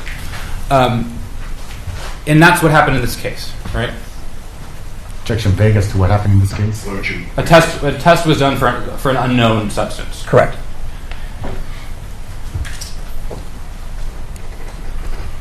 Gas chromatography mass spectrometry, GCMS, it's an extremely reliable method for identifying compounds. Yes. It's something it's a really well-established analytical tool for criminalists. That is correct. It's something that all criminalists in your lab are expected to be able to perform. No, not necessarily. If there's training required to be able to operate the instrument properly, to maintain it properly, and to analyze the data that comes from that. So there's a training component there. Obviously, once you're trained and found competent in the use of the instrument, then you're at that point expected to be able to use it during analysis. And GCMS has been in use in your labs in your entire professional career. Yeah, as far as I can remember, yes. So I'd like to talk about a procedure that it appears that you actually approved it yourself. This is TMNAU-400 GC/MS. Are you familiar with that? I am. And specifically on page 4, there is a sample preparation guideline for unknown substances. Page 4 of what? Of this procedure. This is not an exhibit, Your Honor. Okay. Or this procedure that you approved. One of the ways that you begin testing an unknown substance. Vegas to this procedure. Vegas the time the procedure you approved when. Well, I take. Do you know what he's talking about? I'm not sure yet. Okay, Sort of. Go ahead. Okay, you're familiar with this procedure that I read the name of it earlier. TM space NAU-400. I'm familiar with it. Yes. Sir. Yes. And this procedure is a procedure that is in place to make sure that testing is done correctly in the lab. Right? Absolutely. And it was in place in March of 2020. Correct. There is a specific section in this procedure that relates to how to, or what requirements are in place to indicate. Right. Okay. And what that means, indicate, is that the GCMS test would indicate the presence of a substance, right? Correct. So, under this procedure, what happens is the sample must be compared to a spectrum of the reference material of a GCMS library or published spectrum, right? That's correct. And just to kind of make it less technical, what we're talking about is when a sample is tested by the GCMS instrument, the instrument produces the results of the test, right? Correct. And then what this is talking about is taking those results of the test and then comparing them against libraries of chemical compounds. Yes. Okay. And so your lab one of the requirements is that the overall appearance of the sample spectrum must be substantially similar to the reference material spectrum, right? Correct. And there must be no substantial unexplained extraneous ions. That is also correct. So in the technical notes that the criminalist is writing as a part of the GCMS analysis, these notes are required to have, number one, the name of the library being used for comparison, right? Correct. And it says multiple libraries can be used. The criminalist can search through multiple libraries. Correct. Number two, the technical notes need to include Let me interrupt you. Ladies and gentlemen, let's go ahead and take a 15-minute break, if you will, please. We are back on the record in this manner. Mr. Panzel, you were inquiring. Before we took our break, Mr. Holloman, I was asking you about the requirements to indicate. Do you recall that? I do. And just so we're clear, we're not talking about confirming, but indicating. Yes? Correct. Got it. Indicating. So the first requirement that we were talking about was for the criminalist to include in his or her technical notes the name of the library being used. Yes. Okay. And the next requirement is the percentage match assigned by the library. Yes. And it says that number should be at or above 80. That's correct. The last requirements for the technical notes is the spectral data provided by the library. That should be included in the notes. Yes. And you reviewed Criminalist Non's notes in this case. I have. And he followed the procedure. He did. Okay. Now, if a criminalist in your lab follows the procedures that are in place in your lab, and a sample mass spectrum, and there's an indication based on the sample mass spectrum that there is a chemical present, there is a very high likelihood that GCMS indication is accurate. Injection foundation. I don't know. Is this something you can answer, sir? It is, and the answer to that is not necessarily. Okay. Now, indication is different than identification. That is correct. There's a separate procedure for and requirements for identification. Yes. And with identification, your lab has reference, I want to make sure I get the right word, reference materials that are in-house, that are present in the lab. That's correct. I'm going to check relevance 352 and beyond the scope. Sustaining. Let's move on. I just want to make sure that it's clear what the difference is between identification and indication. Well, okay, make that clear and then move on if you would. So, let him explain it. Ask him what's the difference. Be easier to let him explain. This will not take more than a couple minutes, Your Honor. Okay, and then leave that area if you would. Go ahead. So, for identification, you have a reference sample that is present in the lab. Correct. And there's a lot of requirements for how you obtain that reference sample, how you maintain it, test it, a bunch of stuff, right? Yes, sir. Okay. And so when you have when you have a GCMS result and you want to test it against that reference sample, you can do that in your lab. You can. You run the reference sample through the machine. Vegas to which reference sample? Okay, again, you said all you wanted to clarify was what was it? The indication versus what was it? Versus identification. That's what I'm doing. Well, no, I mean, let's just get to it. Let's not go through all these steps. Tell them what the difference is. I'll ask the question. What's the difference, sir? Can you explain the two differences? I don't want you to get into each step. What's the difference, sir, if you can? Yes, sir. The gentleman was on the right track. So an identification or a confirmation involves the use of a reference sample or a known, and you compare it to the unknown sample. If they match, then you can identify the unknown. In the case of an indication, there's no reference sample run. It's just compared to the library of chemicals that's already in the database. That's not enough to constitute an identification. So to identify a chemical or a substance, the criminalist has to run a reference sample and compare it to the spectra or data obtained from the unknown. Is that why your lab could not conclude the nicotine portion of it? That's correct, Your Honor. Okay, great. Thank you. And your lab's inability to run that, to complete an identification, doesn't take away from the reliability of the GCMS test. Objection. Argumentative. No, I'll the answer. Stan, what was your answer, sir? Absolutely not. Okay.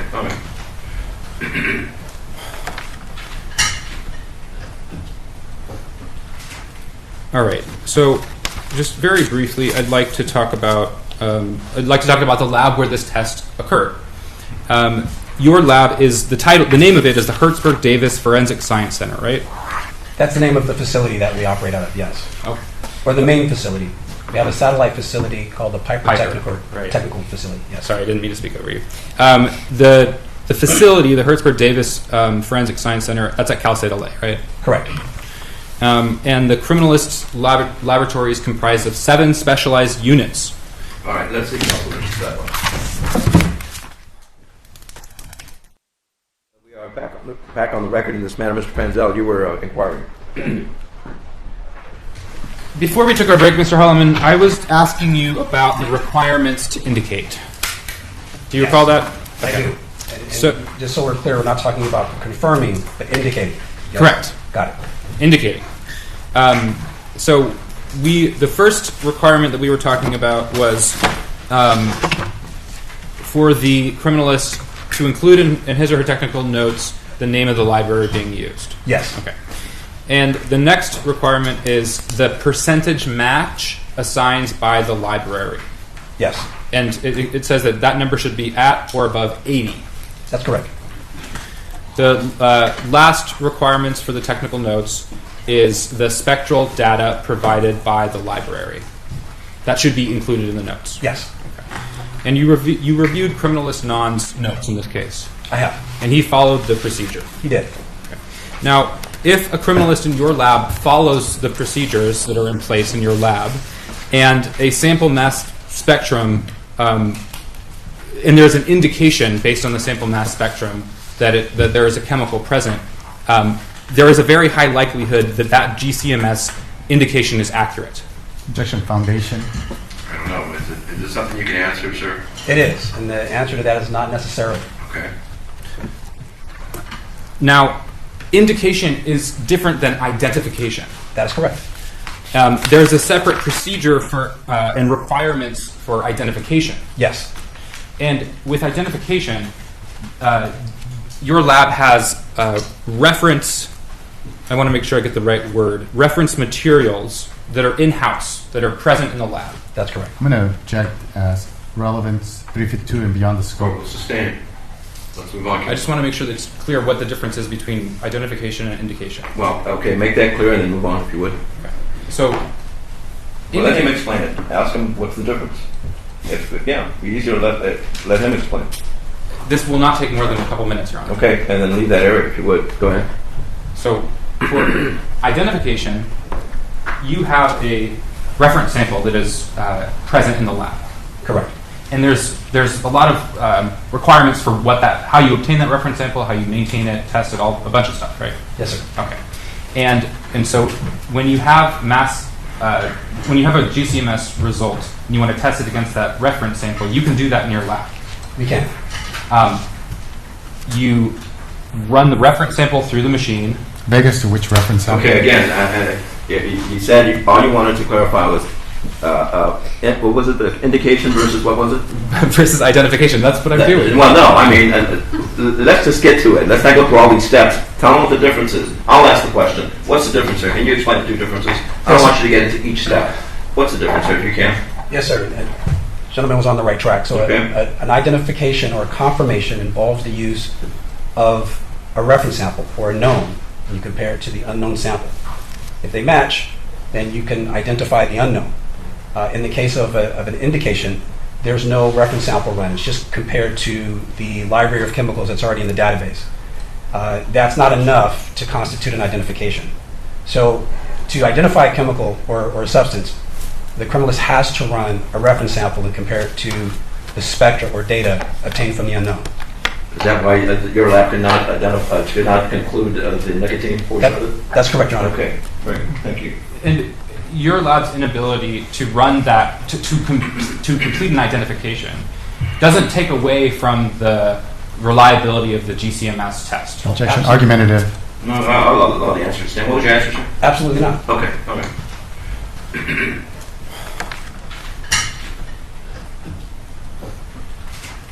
All right. So, just very briefly, I'd like to talk about the lab where this test occurred. Your lab is the name of it is the Hertzberg Davis Forensic Science Center, right? That's the name of the facility that we operate out of, yes. Okay. Or the main facility. We have a satellite facility called the Piper Technical Facility. Yes. Sorry, I didn't mean to speak over you. The facility, the Hertzberg Davis Forensic Science Center, that's at Cal State LA, right? Correct. And the criminalist laboratory is comprised of 7 specialized units. All right, let's see. Step up.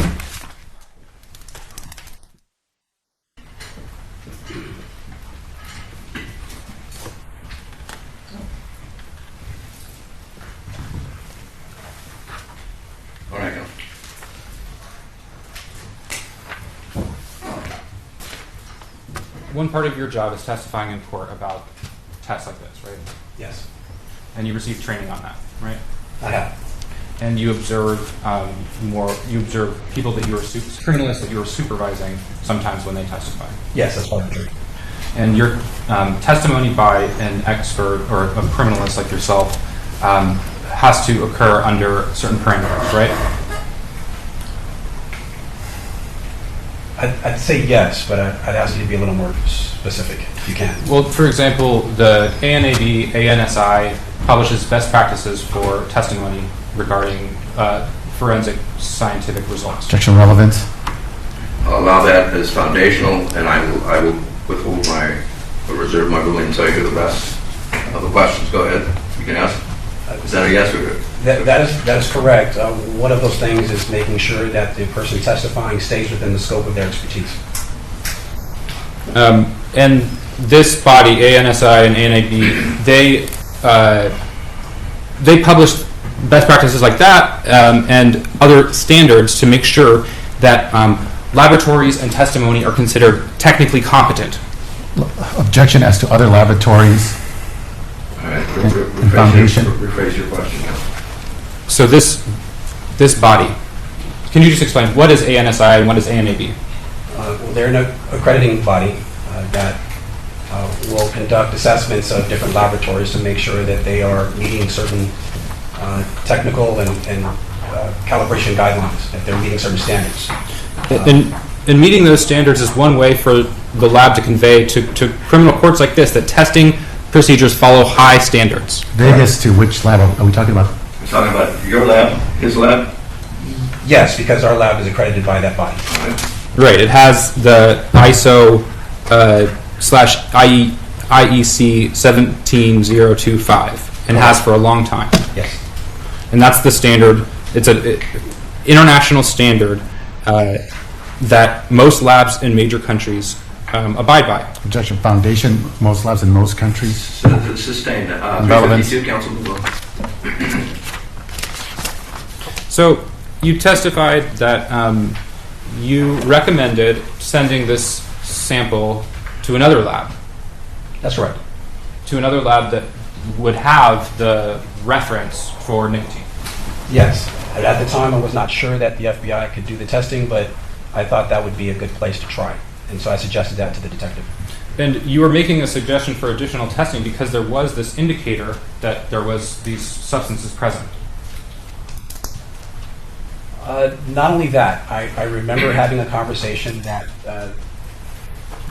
there was some facts derived during the investigation that that substance might be contained within the syringe. So I knew that even before testing it. Mm.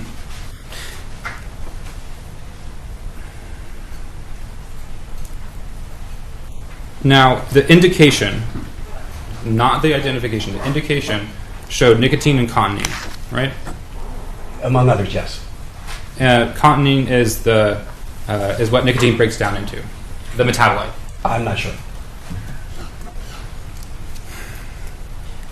Had you had a reference sample in your lab of nicotine, you could have run the test yourself, right? Question. Calling for speculation and relevance. I'll allow it. Since he's a criminalist and training experience, if you had that sample, could you have run that yourself, or is your lab capable of having done so if you had that sample? We could have run the nicotine drug standard, but I'm not sure if the data itself was of sufficient quality to make a confirmation. I'm not sure about that. In other words,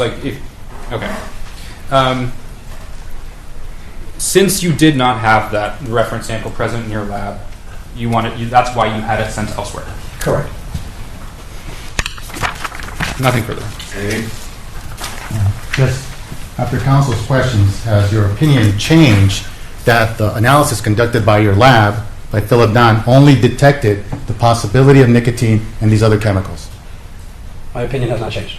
Thank you. Anything based on that question?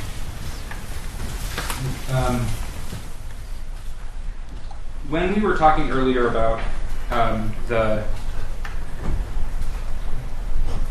requirements for an indication, one of them is that there is a percentage match assigned by the library that has to be at or above 80, right? Right. If it's below 80... Objection has been answered. Let me finish this question. If it's below 80, then it wouldn't meet the requirements that are in place by your lab. Most likely wouldn't meet. That's correct, but that doesn't necessarily mean that that indication is not valid. That percentage, because we're not confirming, it's really just a guideline, a line that we drew in the sand as we had to apply some rules to the quality of the spectra produced. But we still couldn't identify it either way. And the lab only performs an indication in special circumstances. In this particular case, there were so many different substances that were indicated, it wouldn't have been scientifically useful to do an indication in this case, which is why it wasn't done. However, the percentage match was there for the library. The percent match assigned by the library was there. Objection has been answered.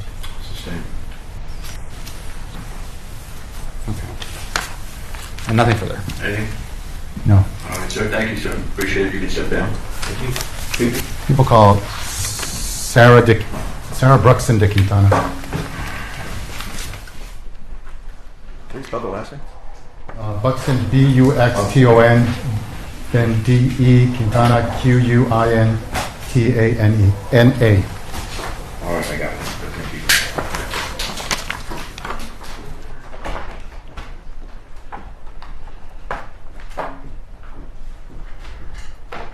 All right, ma'am, if you could raise your right hand, please. You solemnly state that the testimony you're about to give and the cause not pending before this court shall be the truth, the whole truth, and nothing but the truth, so help you God? I do.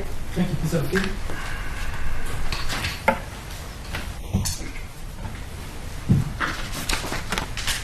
Please state and spell both your first and last name. Sarah, S-A-R-A-H, Buxton de Quintana, B-U-X-T-O-N-D-E-Q-U-I-N-T-A-N-A. Ms. de Quintana, can you please tell the jury what it is that you do for a living? I'm a supervising criminalist at the Los Angeles County Medical Examiner's Office.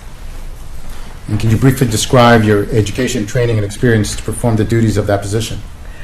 Yes, I have a Bachelor's of Science in Biochemistry. I have a Master's of Science in Forensic DNA and Serology, and I have worked at that office since 2004 in the laboratory and then later as supervising others. How many years have you worked as a supervisor? Worked as a supervisor since 2018. And on March 6, 2020, were you a supervisor for that division? Yes, I was. And was an analysis conducted on a blood sample for an Amy Harwick under coroner case number 2020-01406? Yes, there was toxicology testing performed. And who requested this toxicology analysis? The toxicology was requested by our deputy medical examiner, Dr. Luzzi. So the deputy medical examiner would be the one to request what type of toxicological analysis will be conducted. That's correct. And what was requested by the deputy medical examiner in this case? He requested a screen that we refer to as an H screen, and the H stands for homicide. So the homicide screen, what does that entail? It includes ethanol or alcohol, as well as common controlled substances, drugs of abuse, cannabinoids, marijuana, cocaine, methamphetamine, opiates, PCP, and fentanyl.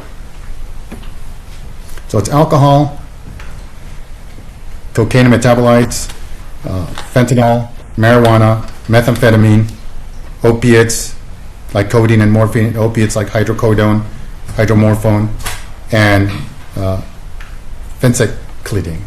Yes, that's correct. That's fentanyl? Phencyclidine is PCP. PCP, I'm sorry. Okay. And what were the results? What part of, where does the sample obtained to conduct this analysis? I'm sorry, I didn't understand the question. Where is the sample obtained? The sample was a sample of chest blood collected by the medical examiner. And how was it analyzed? The two separate analyses in this case started off the screening process. One was the ethanol analysis, and the other was the immunoassay screening for the drugs of abuse.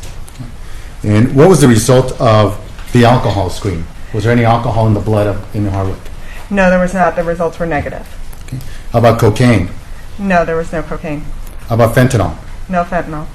How about the initial test for marijuana?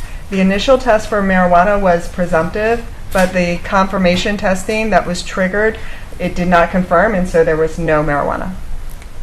And how about for methamphetamine? There was no methamphetamine. How about opiates like codeine or morphine? There were no opiates such as codeine or morphine or hydrocodone or hydromorphone. How about for PCP? And there was no PCP. And were you requested to test for nicotine? No, we were not. Were you requested to test for any poisons? No.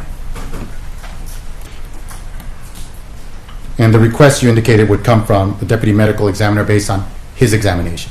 That's correct. And it was a report generated with these results on March 6, 2020. Yes, there was. And did that report become part of the autopsy report? Yes, it did. I have nothing further, Your Honor. Yes. Good afternoon. Good afternoon. Is it significant in evaluating toxicology if there was a death in the hospital as opposed to concealed? Depends on the length of hospitalization, the time they stay. What about surgical intervention? It could be significant if there was blood transfusions or products. And why would blood transfusion or products be significant in making a toxicology analysis based on blood drawn after a transfusion or any type of medical intervention? Objection, relevance and foundation. No, I'll allow it. You can answer. So first of all, the transfusion could be due to blood loss and therefore loss of substances that may be present. And then transfusion could dilute and or introduce other substances if they were a significant percentage of the blood that was remaining in the now decedent. And is there a way to try to test around medical intervention by going to the hospital that admitted an individual and asking them for blood samples that were drawn at the time that the person was received at the hospital? Objection, foundation. Sustain. You don't have to answer that. I'm sorry. That's all right. Do you know if there is a procedure by the Los Angeles County Department of Medical Examiner Coroner for requests made to hospitals when a decedent actually dies in the hospital for blood drawn prior to surgical intervention or transfusions? No, I'm not aware. All right, thank you. Nothing further. Anything? No question. You may step down. Thank you. All right, ladies and gentlemen, we're going to break at this time. That was 7 witnesses today, so that's good. We'll see you all tomorrow at 9:30. Please don't get sick like I did, and keep wearing the masks if you do. Thank you. We'll see you tomorrow.